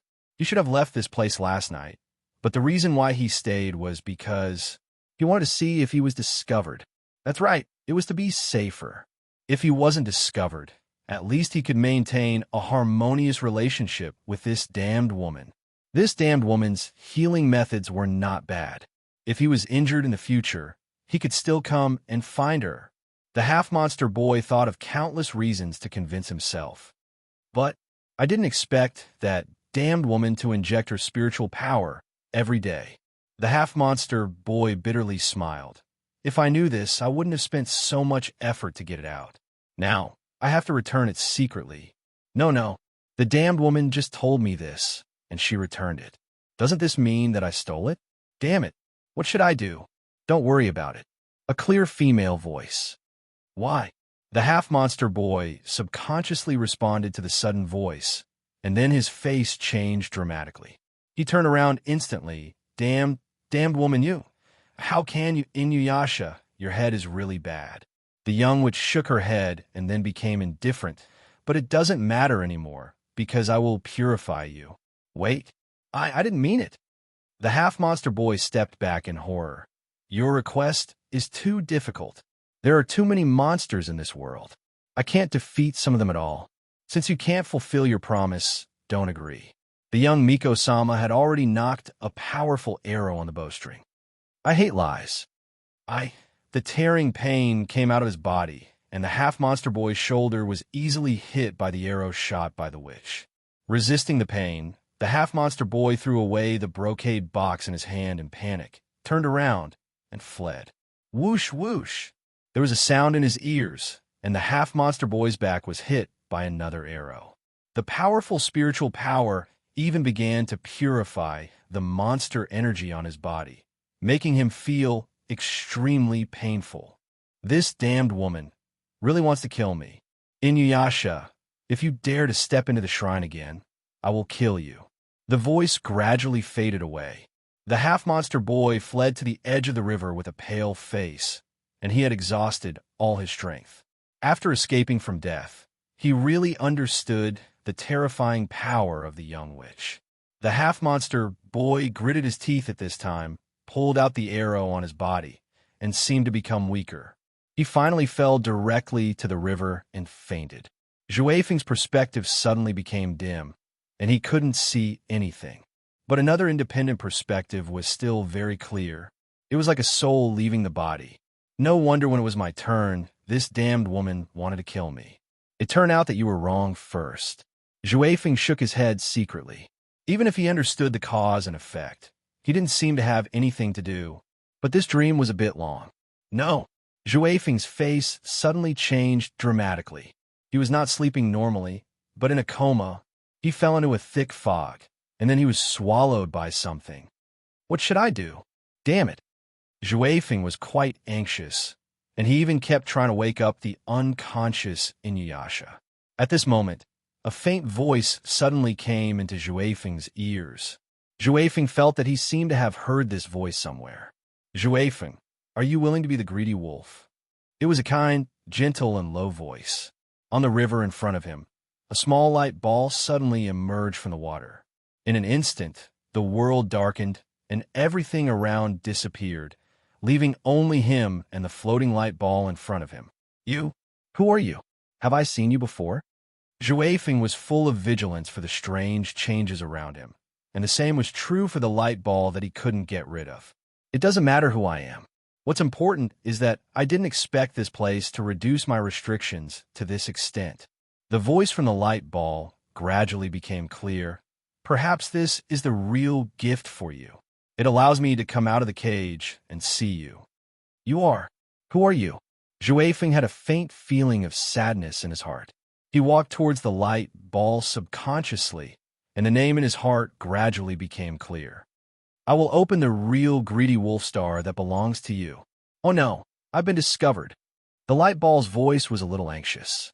At the same time, the light ball suddenly split into a smaller light ball and directly integrated into Juefeng's body. Dad, he shouted out loud. Juefeng subconsciously touched the corner of his eyes. Tears were surging out of his eyes. The darkness around him was madly oppressing him.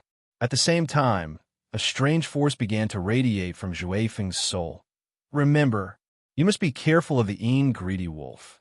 Taisetsu was leaning against the trunk of an ancient tree. He held his hands and lowered his head, as if he was asleep. If he held a long sword in his arms, he would probably look like a swordsman. He suddenly opened his eyes. The space in front of him was suddenly distorted. The servant girl walked out of the ripples in the air. Taisetsu couldn't tell whether the servant girl had changed her clothes or not. He just pulled the scarf higher on his face and closed his eyes again. Although he seemed to have recovered a lot after eating the biscuits from the servant girl, he was actually very tired. It seemed that he had recovered something like physical strength, but he was still mentally tired. Master, I sent a certificate to Izanami. You can make the decision on this kind of thing. Luochio nodded and then made a gesture of silence. He looked at the towering cherry tree again and said softly, Eric's always shows me a lot of interesting things. So many nightmares. If I choose layer by layer, I can really find a good one. Yes, but the servant girl clearly felt that her master's gaze was not focused on everyone, but there were actually a lot of nightmares. Boss Luo stretched out his hand and grabbed in the air. A dim light ball was caught in his hand.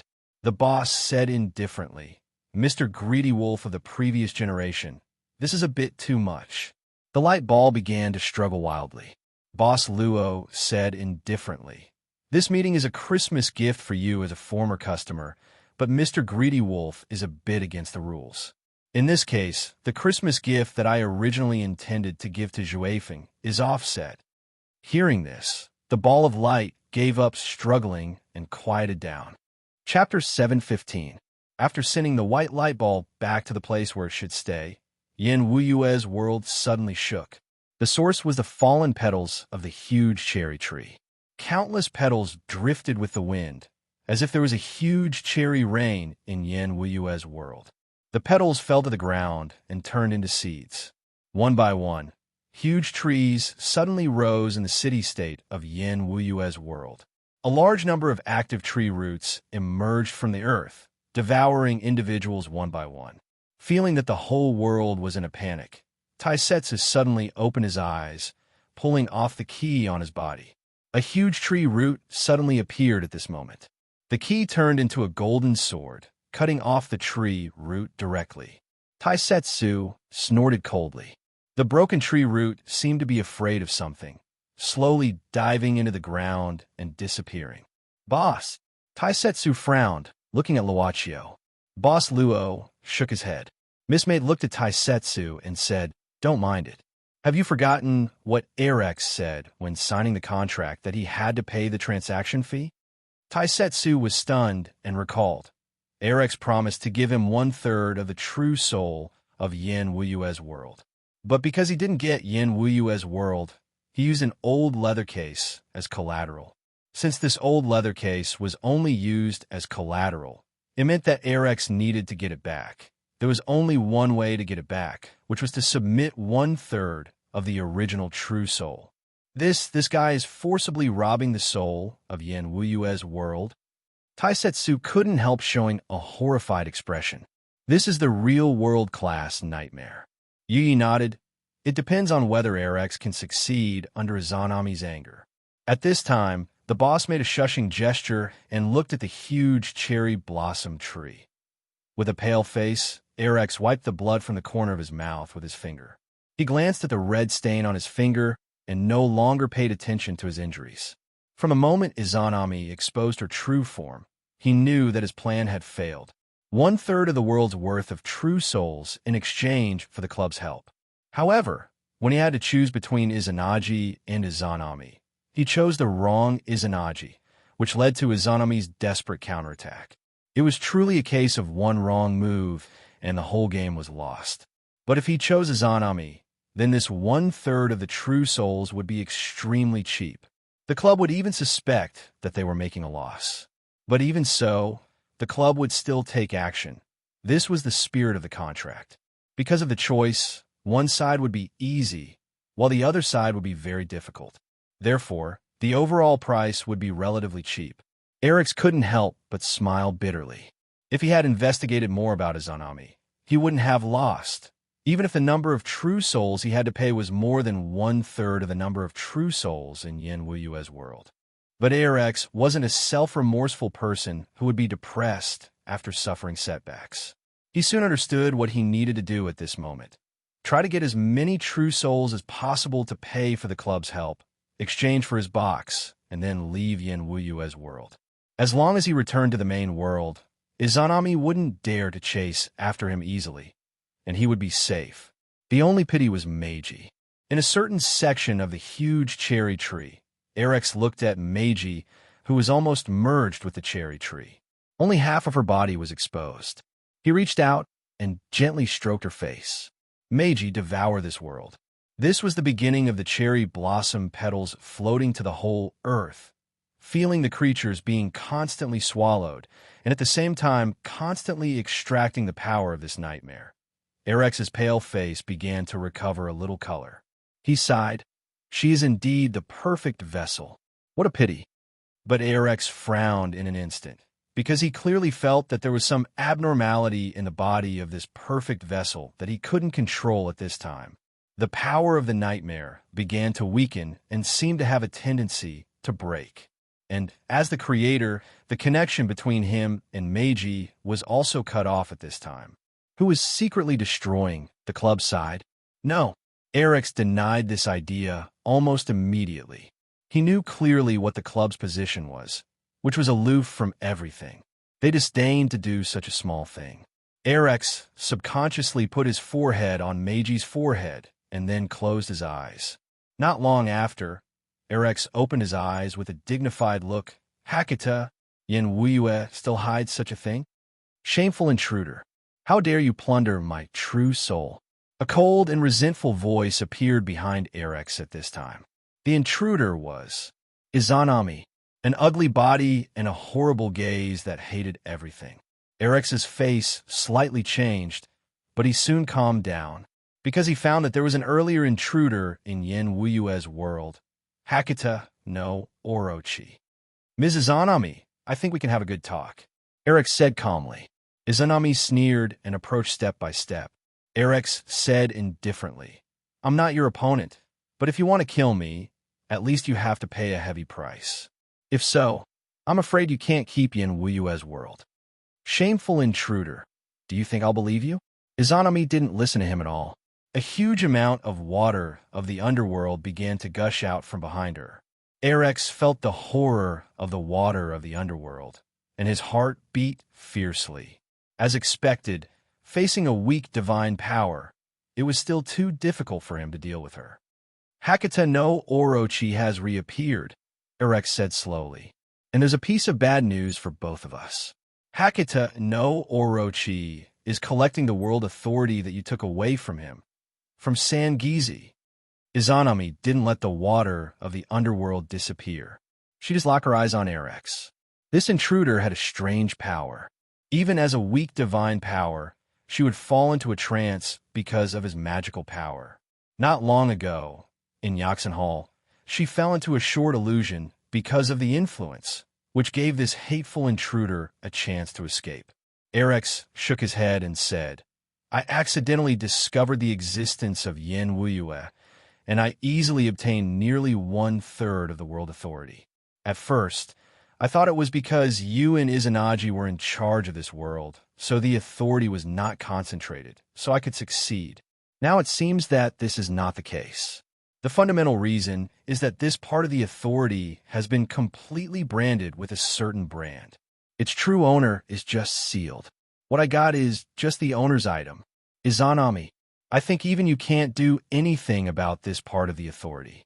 In the end, you cut off a small part of it, decorated it, and gave it to Sangizi, right? You're very weak now, Izanami sneered. It won't take too much time to deal with you. Since I could defeat Hakata no Orochi at the beginning, I could do the same now. Don't forget that Hakata no Orochi has just broken the seal. It's not in its peak state, but I can escape. Although I will pay a certain price, you can't stop me at all. Erex narrowed his eyes. You won't return to the main world easily, because once you return, the coordinates of Yin Wuyue's world will be exposed. Ms. Izanami, I think you should understand how attractive a world fragment is to those with mid-level divine power and above, right? Moreover, I can easily let Hakata no Orochi take back its authority before I leave. Damn you! Izanami was so angry that the rotten flesh all over her body wriggled suddenly. Erex said, "Remember the question I asked you? Ms. Izanami, if you and Izanagi didn't make a decisive declaration in Thousand Bait Stone, how good would that be? Damn it, you used the illusion on me in Yashuan Palace. You really peeped at my—" Izanami screamed suddenly, and the water of the underworld rushed toward Erex frantically. I can help you wash away the aura of the underworld and restore your original appearance, Erex said softly. The surging spring water stopped abruptly. Izanami stared at Erex without saying a word. Looking at Izanami, who stopped, Erex said again, "Do you know the club? I know that after I leave, the club's maid will definitely not miss the opportunity to sell to you. I also know that as long as you are willing to make a deal with the club, you can also wash away the aura of the underworld and restore your true appearance. But you have to know that this comes at a huge price. After all, the aura of the underworld has been completely integrated with your soul. I think you should know better than me how difficult it is to strip it from your soul. However, as long as you let me go, this price will be infinitely reduced. Why should I believe you?" Izanami was silent for a long time and finally squeezed out a voice. Erex sighed and said faintly, "No matter how good it is to have a fragment world, it's just me alone. Even if there is a slight possibility of becoming no longer lonely, I will be like a moth to the flame, even if I know that it may still be illusory. You also—" Izanami suddenly quieted down. After a long time, she said coldly, "Hakata, how far has it progressed? Come with me." Erex nodded. When Izanami asked this question, it proved that an unstable temporary partnership had just begun. Unripe Rice Village was still very peaceful, at least on surface. The next day, no one found Saburo Nagato's disappearance. In other words, even if Saburo Nagato suddenly disappeared for a day or two, no one would be surprised. Since Saburo Nagato came back from the battlefield to recuperate, he would get drunk every now and then. Once, he was even thrown into the river by the servant. Half of his body was immersed in the water. Fortunately, he was not washed away by the river. However, another thing made the servants of the Nagato family talk about it. That was, Miss Chizuko Nagato had an unknown illness and had not woken up. There were no doctors in Unripe Rice Village, but there were old people who knew some pharmacology. But after the old man saw it, he shook his head and said that he didn't know what happened. However, Miss Chizuko did not show any painful expression. She seemed to be just asleep, and her breathing was steady. It seems that the maid who temporarily took care of Chizuko Nagato didn't dare to say anything. In the courtyard where Miss Tsukiheim of the Kondo family stayed, Zixing and Imo Xiaofei were discussing the next matter after calling away the surrounding people. Chizuko Nagato is unconscious for no reason, but she is still there. Imo Xiaofei rubbed his chin and said, "So even if she has seen me and knows that I knocked her unconscious, and even Chizuko Nagato's coma is related to me, she doesn't dare to say it. She is more afraid of the Nagato family's punishment, so she chose to remain silent." "It makes sense." Zixing nodded and then said, "Nagato Munakika did not appear today. He told the public that he caught a cold after the dinner last night, and it was inconvenient for him to go out. I guess he may have been in the dungeon at this time. Don't forget, he captured a kami." Imo Xiaofei nodded. "But in any case, we can't act rashly now. Let's see if we can survive the third day without time resetting. If time resets, we can only let history repeat itself again. Let's go and inquire about what Nagato Munakika did after he captured the kami. If time resets again, that was to let Saburo Nagato die again. Anyway, there should not be much deviation according to the steps. Zixing nodded and suddenly asked, Lord Amo, what do you feel? I seem to feel that I have recovered a little. After a night of rest, Zixing felt that her weak demon beast power had increased a lot, although it was still very weak. About 20%. Amo Xiaofei felt it for a while. I feel that I am still recovering, but it is starting to slow down. There should be a limit. Let's hold back for these 2 days and wait for the end of the 3rd day. Zixing also nodded. At this time, the samurai of the Kondo family outside suddenly called outside the door. Zixing gestured to Amo Xiaofei to keep quiet. Amo Xiaofei also hid behind a screen very carefully. What's the matter? Zixing called indifferently at this time. Miss Tsukihime, there's a guy named Yoshida outside the courtyard, claiming to be a servant of the Nagato family. The samurai said at this time. He claimed to be looking for a maid named Izuko. But we don't have such a person here at all. But I don't think he is lying. I'm afraid there is something else, so I came to report to you. I see. You let this person wait in the side room. I will arrange it. Zixing ordered indifferently.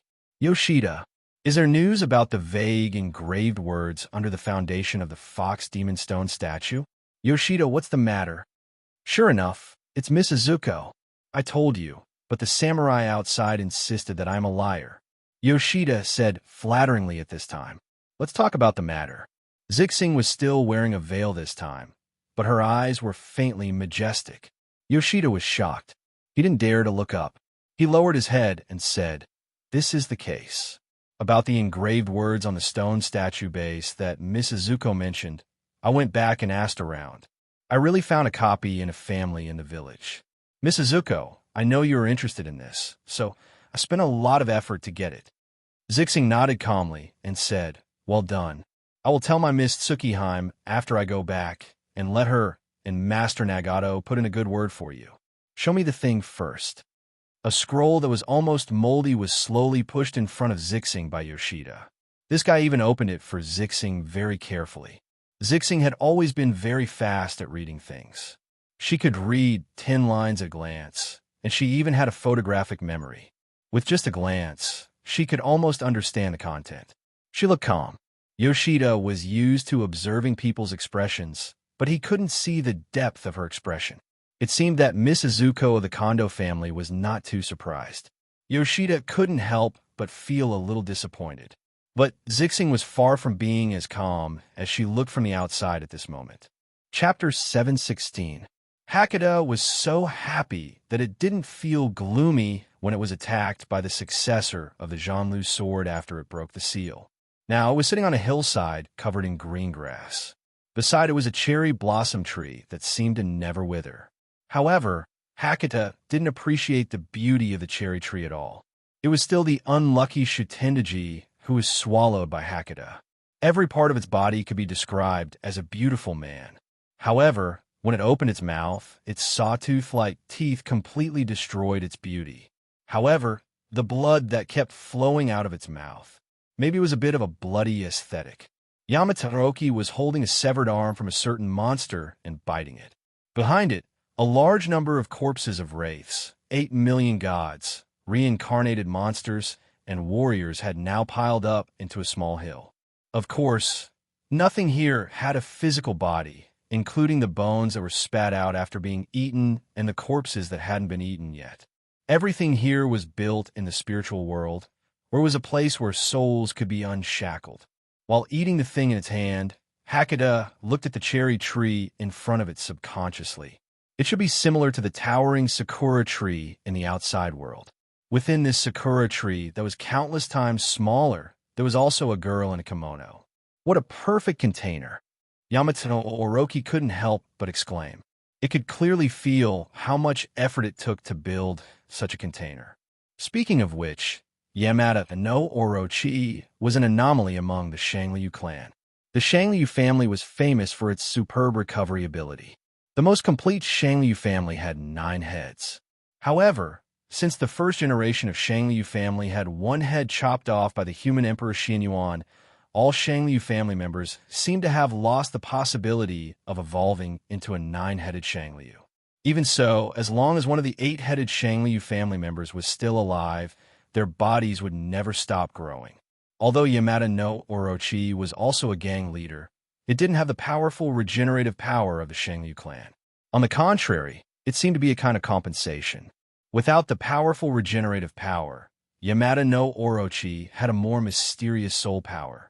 As long as its soul was not destroyed, it could switch between a physical body and a spiritual body again and again. It could also recover itself by devouring different souls. Hakuda's research on the soul had surpassed all the predecessors of the Shangliu family. It had reached an incredible height. Because of this, in this small space under the strange cherry tree, Yamato Orochi can understand how perfect Meiji is as a vessel. As for the person who made such a container, what a good person! What a pity! Yamato no Orochi happily caught another corpse and took a bite out of it. In a short period of time, it didn't know how many corpses it had devoured. Now, it had recovered to the level before it was sealed, or maybe it was strengthened a little. Hakuta narrowed its eyes and tasted the fresh and tender soul in its mouth. The soul that was being chewed seemed to be a real soul. What a good person! Hakuta laughed again. It looked at Mickey, who had assimilated with the cherry tree, and showed a mysterious smile. No one knew what it was thinking. If it is not drunk, it is always very careful. At this time, Yamada Orochi is recalling the process of picking the sweet fruit, wondering if there are any mistakes. It can't give the owner of the fruit any chance to fight back. It felt that things were going too smoothly. It wasn't that everything was going too smoothly, but for it who was suspicious, it always felt uneasy. In the beginning, he appeared in the appearance of Shutendaji and offered his real name in front of Tsukuyumi. This real name was also a real name, but it only belonged to Shutendaji. It was something Hakuda extracted from Shutendaji after devouring him. Otherwise, it wouldn't be easy to fool Tsukuyumi, the 3 noble sons. Even so, Yamato Orochi had mixed something else into this true name, a part of its soul and body. Originally, Orochi's original plan was to let a part of itself enter Tsukuyumi's soul and quietly infiltrate her divine soul. After the 3 noble sons gathered, he would use Tsukuyumi's hand to secretly kill the other 3 noble sons. Finally, he would successfully retrieve the Yin Wuyue's world authority that originally belonged to him. However, what Hakuda didn't expect was that there was also a guy secretly planning something. Not only did he include the 3 noble sons in this perfect container, but he even included all the 3 noble sons' subordinates. What happened after that was simple. The mantis swallowed the seed secretly planted by the Oriole and finally fainted as if poisoned. Thus, the Oriole picked up a great bargain. Yamato Orochi, who originally planned to take some risks and perhaps suffer some damage, inexplicably sat here and enjoyed the sweet fruit. It was simply a victory without doing anything. At this moment, the cherry tree suddenly shook, and 3 cracks suddenly appeared on the trunk. Amaterasu, Amakami, Tsukuyumi, and Susanoo were directly spat out, but didn't spit them all out. Instead, some of them remained in the tree trunk. Hakuta revealed a sinister smile, threw away the unfinished arm in his hand, stood up, and walked to Susanoo. Yamada no Orochi laughed and said, "Little brat, if it weren't for that abandoned woman, Izanami, who schemed against me, do you really think you have the ability to seal me into the Tatsuka's sword?" With that said, Hakuda stretched out his hand and pressed on Susanoo's head. But at the moment when his palm was about to touch, Hakuda suddenly retreated. His expression became uncertain because at the moment when he was about to touch Susanoo, he keenly felt that there was a strange thing between him and Susanoo. As long as he touched Susanoo, he would be in danger. Yamato no Orochi sneered at this time. He suddenly turned around and saw a strange man not far away. Erex. Erex showed a regretful expression at this time. As soon as he returned to this space, he saw that Yamada no Orochi was planning to devour Susanoo's power. With a thought, he quietly placed a trap on Susanoo's body. He didn't expect Yamada no Orochi to be so sensitive. "Are you the guy who created this container?" Hakuda looked at Erex up and down. He had escaped Tien Wuyue's world for a while. Plus the time when he was sealed, it could be said that he had no knowledge of what happened in Kelowna and other lands. It was not easy to judge the origin of Erex. Hakata's snake, it's not good to break into someone's home without permission and take away the owner's things casually, right? Erex sighed. You can't escape this time. You? Yamada no Orochi laughed out loud, his arrogance apparent. You should need to extract a lot of power from this vessel before you have the ability to challenge Izanami, the disgusting abandoned woman, right? Can you still extract a little bit of power now? Don't joke around. Even you could be my food. Hakata, who are you calling a disgusting abandoned woman? Just as Yamada Orochi finished speaking, a sharp and cold voice rang out at the same time. At the same time, the whole grassy hillside withered instantly at this time. In the sky, Izanami, who was surrounded by the aura of the netherworld, looked down condescendingly. Oh, it seems that you are going to join hands? Hakata was keenly aware of what it meant when Erex and Izanami appeared at the same time. It had fought with Izanami many times. At that time, neither of them could do anything to the other. It was a tie. But since Erex had the ability to plan all this to steal Yin Wuyue's world, he was not an easy guy to deal with. Otherwise, Izanami would not cooperate with Erex, although there was a sense of being forced by the situation. At this time, Izanami stared at Hakata, and Erex's eyes were also locked on Hakata. As for Yamata Orochi, it looked back and forth between Erex and Izanami. Now that the situation had developed to this point, it was no longer appropriate to bicker, so the three sides were strangely silent. Unexpectedly, Erex suddenly smiled and said, Hakata, this is the space I created at the beginning. Although you cut off the connection between me and Mickey, but in this space, your power will still be affected in the end. Facing me and Izanami, you have no chance of winning. Izanami didn't say anything after hearing this. Yamata Orochi said indifferently, Oh, you mean you want me to surrender? Erex sighed and said, I just want to solve the problem peacefully.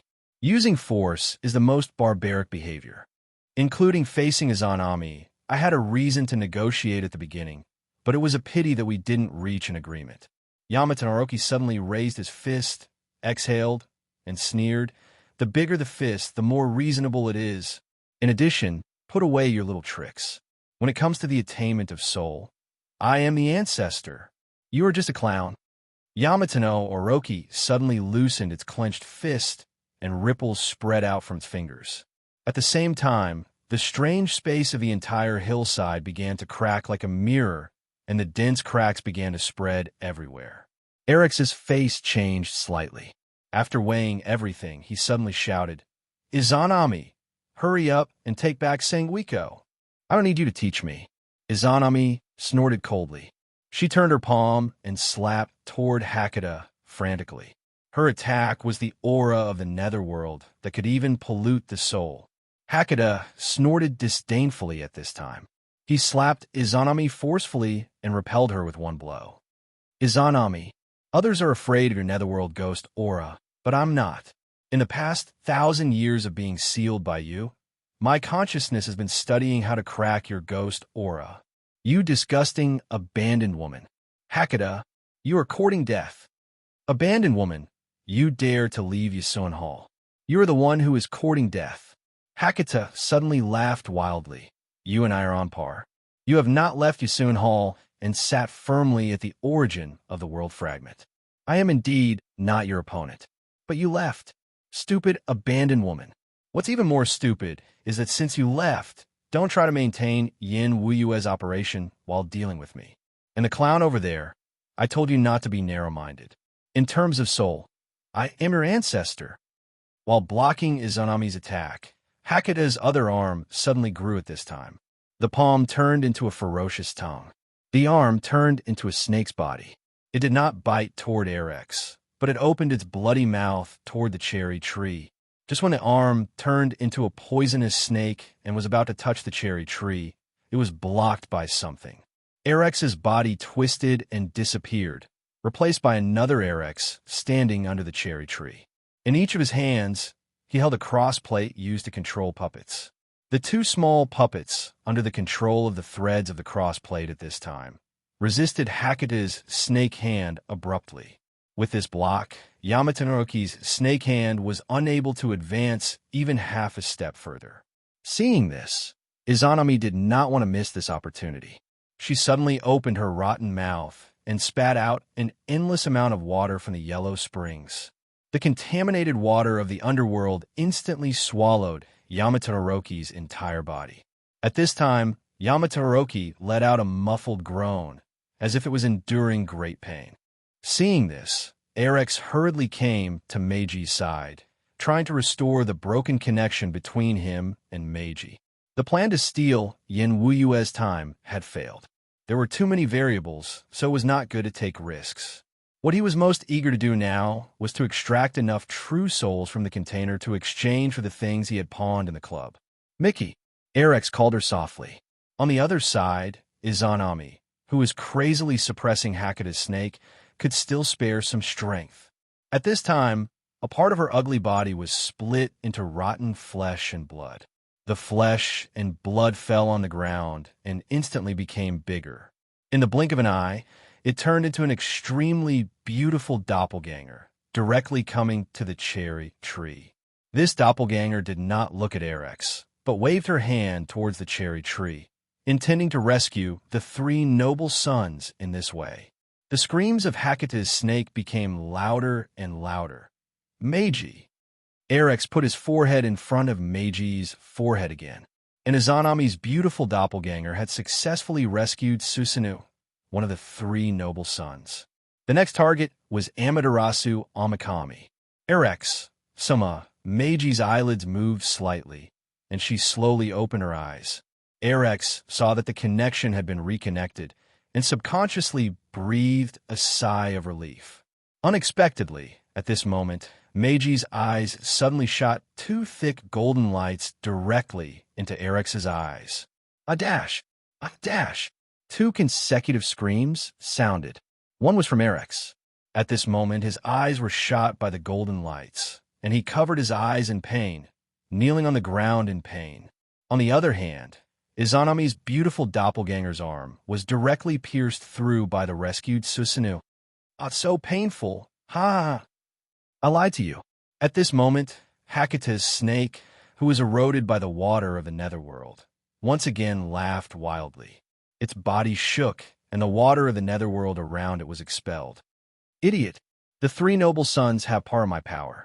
My head is stuck between a door, so I won't swallow it directly from the beginning. Do you think I'll wait for you to rob it? Arex, do you think this place is still yours? It has been under my control for a long time. As I said, I am the ancestor of the soul." Hakuda's snake waved its hand, and the space of the hillside instantly shattered. In front of them, the towering cherry tree towered into the clouds. They were still in the ruins of the unripe rice village. Looking at Arex's eyes that were blinded by it, and Izanami, who was shocked and angry, Hakuda's snake was very happy. Chapter 717. Mo Xiaofei was closing his eyes, doing a simple meditation practice. The origin of his superpower was ultimately from the club's development of his brain. The strength of his spirit could naturally enhance the power of his superpower. This meditation method was actually a Taoist visualization method taught by Chang Shihua. There is no doubt that this magical visualization method had surprised Mo Xiaofei in the early stages of his training. At this time, he hoped to see if he could speed up the recovery of his superpower through the visualization method. While reciting the Heart Sutra taught by Zixing in his heart, he visualized. Although it was multitasking, Mo Xiaofei, who had passed the training of controlling multiple stones at the same time, was more than enough. The bedroom door opened gently. After Zixing closed the door, she removed the veil on her face. After a while, Mo Xiaofei slowly stopped and woke up. "Why did Yoshida suddenly come to you?" Zixing said calmly. "I asked him to find a list of all the villagers in Unripe Rice Village to see if anyone was overlooked." Mo Xiaofei was taken aback, then nodded. Although he had reset the time for a year, he dared not say that he did not miss anything. He admired Zixing's action of finding the loopholes and filling in the gaps. I still have a lot of shortcomings, Mo Xiaofei secretly reminded himself. Then, he entered the visualization again. Before the end of the third day, he had already discussed with Zixing to try not to trigger anything. This time, he wanted to see if he could survive the third night and start the fourth day, which was the day of the unripe rice village's sacrificial ceremony. Zixing watched Mo Xiaofei enter a state similar to cultivation and sat cross-legged on the side. She recalled the text rubbing brought by Yoshida and fell into contemplation. This day passed quietly in such a quiet environment. Because the Kondo family was the main family of the Nagato family, the people in the Nagato family did not dare to disturb them. As for Nagato Munakika, he had not left his place of residence. He said that he was not feeling well and needed to rest alone. Even his wife could not get close to him. Although it was unreasonable for his wife not to get close to him, in the Nagato family, Nagato Munakika had supreme power. No one could resist. Shizuko Nagato still didn't wake up.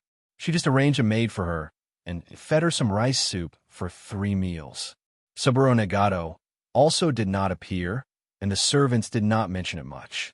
Time quietly arrived on the third day in the silence of the Nagato family. Mo Xiaofei and Purple Star were still hiding in the courtyard, not coming out, quietly waiting for the arrival of night. According to Mo Xiaofei, when the midnight of the third day passed, he would be reset back to the first day. With the arrival of midnight, the two people sitting quietly in the bedroom couldn't keep calm. Mo Xiaofei stopped visualizing and just recited the Heart Sutra in his heart. He didn't know if he would be able to bear it if he returned to the first day. This time, he had an unprecedented expectation. Zixing could even hear Mo Xiaofei's breathing gradually becoming turbid. She suddenly asked, "Lord Mo, how much do you know about Kelowna?" Mo Xiaofei was taken aback. He didn't know why Zixing suddenly asked this, so he said subconsciously, "Kelowna, does it refer to our grand empire?" Purple Star pondered for a while and asked again. "Then let me ask you again. Lord Mo, do you know why there are so many monsters in this world, but there are no reports of them in human society at all? Monsters have great power, but the state machine can allow us to exist. Don't you think it's strange?" Mo Xiaofei said, "I heard Teacher occasionally say that she seemed to have made some agreement. But Teacher didn't want to say more, so I didn't dare to ask more." Kelowna 2 Worlds Agreement. Zixing said calmly at this time, "I believe Lord Mo is not unfamiliar with the time of signing. It was on the day of the establishment of the Celestial Empire. The great man of the first generation, who is still lying in the crystal coffin, and Lord Dragon King personally signed it." "Grandpa, Mao?" Mo Xiaofei couldn't help but widen his eyes. Zixing nodded. "That great man is a person with the fate of the human race, Shinryu. Strictly speaking, Dragon King, as the guardian Shinryu of Kelowna, has some connections with this great man. Kelowna, Shinryu's fate." Even though Mo Xiaofei had seen a lot, he was still shocked when he heard this secret for the first time. Kelowna 2 Worlds Agreement. One is the human world, which is the contemporary society. The other is our monster world. Zixing looked at Mo Xiaofei at this time and said sternly, "The fate of the monster race is long gone, but the human race is prosperous. In another 100 years, the monster race in Kelowna will be extinct." In the agreement signed by Dragon King and the Great Man, in addition to the stipulation that the monster race is not allowed to appear in the modern society, the real content is to borrow a trace of the prosperity of the human race so that the monster race can continue. Borrow luck? Can this thing be borrowed? Mo Xiaofei listened like a fantasy story, and he unconsciously forgot the time. "It's fate. It's also called luck, not just pure luck," Zixing said indifferently. "But the content of this part of the agreement is only known by Lord Dragon King, the Xinyuan royal family, and some ancient core clans of the monster race. Even the core clans are only limited to those in power." But why are you telling me?" Mo Xiaofei frowned. "I have never heard of Lord Dragon King accepting anyone as a disciple for so many years. Zixing said sternly at this time, Lord Emo, although you are a human, in terms of identity and status, you are not inferior to some of the core leaders of the ancient monster race. Naturally, you are qualified to know this matter.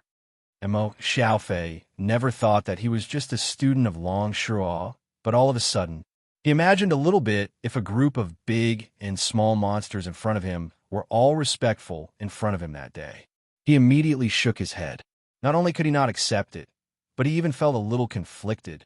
Emo Xiaofei shook his head, but when he thought of the content of this agreement, he immediately wondered that, I don't mean any harm, but I don't understand. Why was Mao, that great man, was willing to agree to lend a part of the fate of the human path? After all, no matter what. I mean that. Lord Emo wants to say that those who are not of our race must have different intentions. Why do you want to help us who are a huge threat to the human race? Zixing narrowed her eyes. Zixing shook her head and said, in fact, you don't need to mind this. Moreover, to be honest, lending this part of the fate is probably a helpless move by the great man. After all, the end of the world is near, and the monster race is full of uneasiness. Many extreme guys even have extremely extreme and dangerous ideas. That is, since the human path is prosperous, then they should destroy all the human race. Without the human race in this world, the fate of the human path is naturally rootless. But in this way, it will inevitably cause the people of Kelowna to be plunged into misery and suffering. This is what the Dragon King and that great man do not want to see. Moreover, at that time, Exian country was founded and all things were recovering. If we encountered a war with a monster race, it would undoubtedly be worse for Exian country. That great man also had to consider the ability of Exian country to withstand it. Zixing sighed and continued, although we agreed in the end and lent out a part of the fate of the human path, the monster race did not get it for nothing. First of all, this portion of fate can only allow us to barely maintain ourselves, but it can't benefit more monsters. Those monsters who can't get a share of this fate can only gradually die. It's probably in the past 100 years that the number of monsters has decreased sharply to a number that makes us fear. As for the rest, most of them have already left the major cities of the human world and entered the deep mountains and forests. There are also some who are hiding in territories that have flowed out since ancient times. Of course, there are also people like the Dragon King who will create a city where monsters can live. But in such a city, the restrictions on demons are usually very strict. Are there many such cities? Not many. There are only 7 in the current Heavenly Empire. Zixing sighed. There are also some wild ones who wander in other cities or some deep mountains and forests. However, they can't get the protection of this part of fate, and they generally die early. At the same time, they will also be dealt with by your country's special department. 500,000. The number of monsters is not allowed to exceed 500,000. This is also stipulated in the agreement. Moreover, every 10 years, the demons must send at least 100 high-level demons to serve your country. Lord Emo, you'll understand what these extraordinary powers are for in the future, and you'll even run into them. I didn't expect. Emo Xiaofei smiled bitterly. This agreement is a bit humiliating the country. Zixing said indifferently. Emo Xiaofei quickly said, I don't mean that. It's just, how can teacher accept such an agreement? For all of you, this is really a little. He thought of Zhuifeng, Cheese, and other monsters who lived a hard life. He had a kind of compassion at the moment, but he couldn't guarantee that every monster could be as kind as Zhuifeng and the others. His mood was just a little complicated. The Dragon King, strictly speaking, is not just our Dragon King. Zixing said faintly, she is the Dragon King of Kelowna. She only protects this land. Since people should be prosperous, and the fate of the monster race is exhausted, she can only follow the will of the heavens. This agreement can continue for our monster race. It is already the greatest kindness to us. What else can we ask for? The heavenly axiom will naturally abandon us and let us return to the original appearance of the beast. We can only accept it silently. Zixing, Mo Xiaofei wanted to say something, but he suddenly found that his position was very delicate. His mood couldn't help but become slightly heavy. It's nothing. It's not a joke that monsters are not allowed after the founding of the country, Zixing said indifferently. In addition, Lord Mo, the hour has passed. It seems that we have successfully passed the third day. This is something worth celebrating. Mo Xiaofei was taken aback. Only then did he react. Zixing was diverting his attention so that he wouldn't think about the problem of passing the third day. Mo Xiaofei smiled. Zixing looked very indifferent from the outside, but she had the essence of Juefeng and cheese. He didn't know if she had discovered this. Yes, it is indeed something to be happy about. Mo Xiaofei took a deep breath. He felt that his body was full of vitality, and he stood up directly. He blinked at Zixing and suddenly smiled. Zixing, in fact, Juefeng is really good. You might as well consider him. Zixing opened her mouth, then frowned and said indifferently, he is still just a child. Lord Mo, please don't joke around. Mo Xiaofei shrugged and said directly, since we have broken the nightmare of time reset, what should we do next? Zixing said, when we first entered the movie world, we came to Yen Wuyue. The Fuji that appeared in the movie is likely to be the key. The only one who can write Fuji in Unripe Rice Village is the shrine's Miko. Mo Xiaofei said helplessly, as I said, there is no one in the shrine. The third day has passed. Today is the sacrifice of Unripe Rice Village. During the sacrifice, the Miko should appear. Zixing narrowed her eyes. Then, the mystery of us entering here may be solved. The door of the woodshed opened, and a man in black clothes with a very indifferent expression walked in at this time. Ashio, who had not seen the sun for 3 days, looked at the dazzling light outside the door at this time. She couldn't open her eyes for a while. The man said indifferently at this time, Ashio, come with me. Although she couldn't see the man's appearance at once, Ashio was very familiar with his voice. Hearing the other party's words, Ashio's body trembled slightly, and then she nodded silently. It turns out to be another month. Please lead the way, Lord Shinji. This man in black clothes with an indifferent expression was Shinji Nagato. At this time, there was no one outside. Ashio lowered her head and followed behind Shinji Nagato. But along the way, there was still no one in sight. Ashio couldn't help but ask curiously, Lord Shinji, why is the house so quiet? Shinji Nagato said indifferently, have you forgotten? Today is the day of the sacrifice. Everyone in the family has gone to help. Only those of you whose time is up have no choice but to be absent. Ashio nodded. She could only sigh inwardly about what was about to happen and did not say anything. Soon after, under the guidance of Shinji Nagato, Ashio came to a room. In the room, 6 young women had been waiting for a long time. Ashio was the 7th. The women in the room watched Shinji Nagato come in at this time, and they all became cautious. Shinji Nagato waved his hand at this time, and Ashio walked into the room silently. Shinji Nagato said at this time, you wait here now. I will arrange it. In addition, without my consent, you are not allowed to leave this room. If something goes wrong and you miss the time, you can't suppress the curse on your body. Don't blame me. Understood. A group of young village women agreed weakly. Ashio sighed, thinking of what was coming. After all, it was a little complicated. She was already 14 years old, and the curse began. Now that she had lived until now, she naturally relied on the essence of men to survive. However, Master Nagato was very good. He knew that everyone would be very painful when facing this kind of thing, so he specially made a kind of potion. No matter what happened later, they wouldn't remember it. It would only make them feel as if they were in paradise.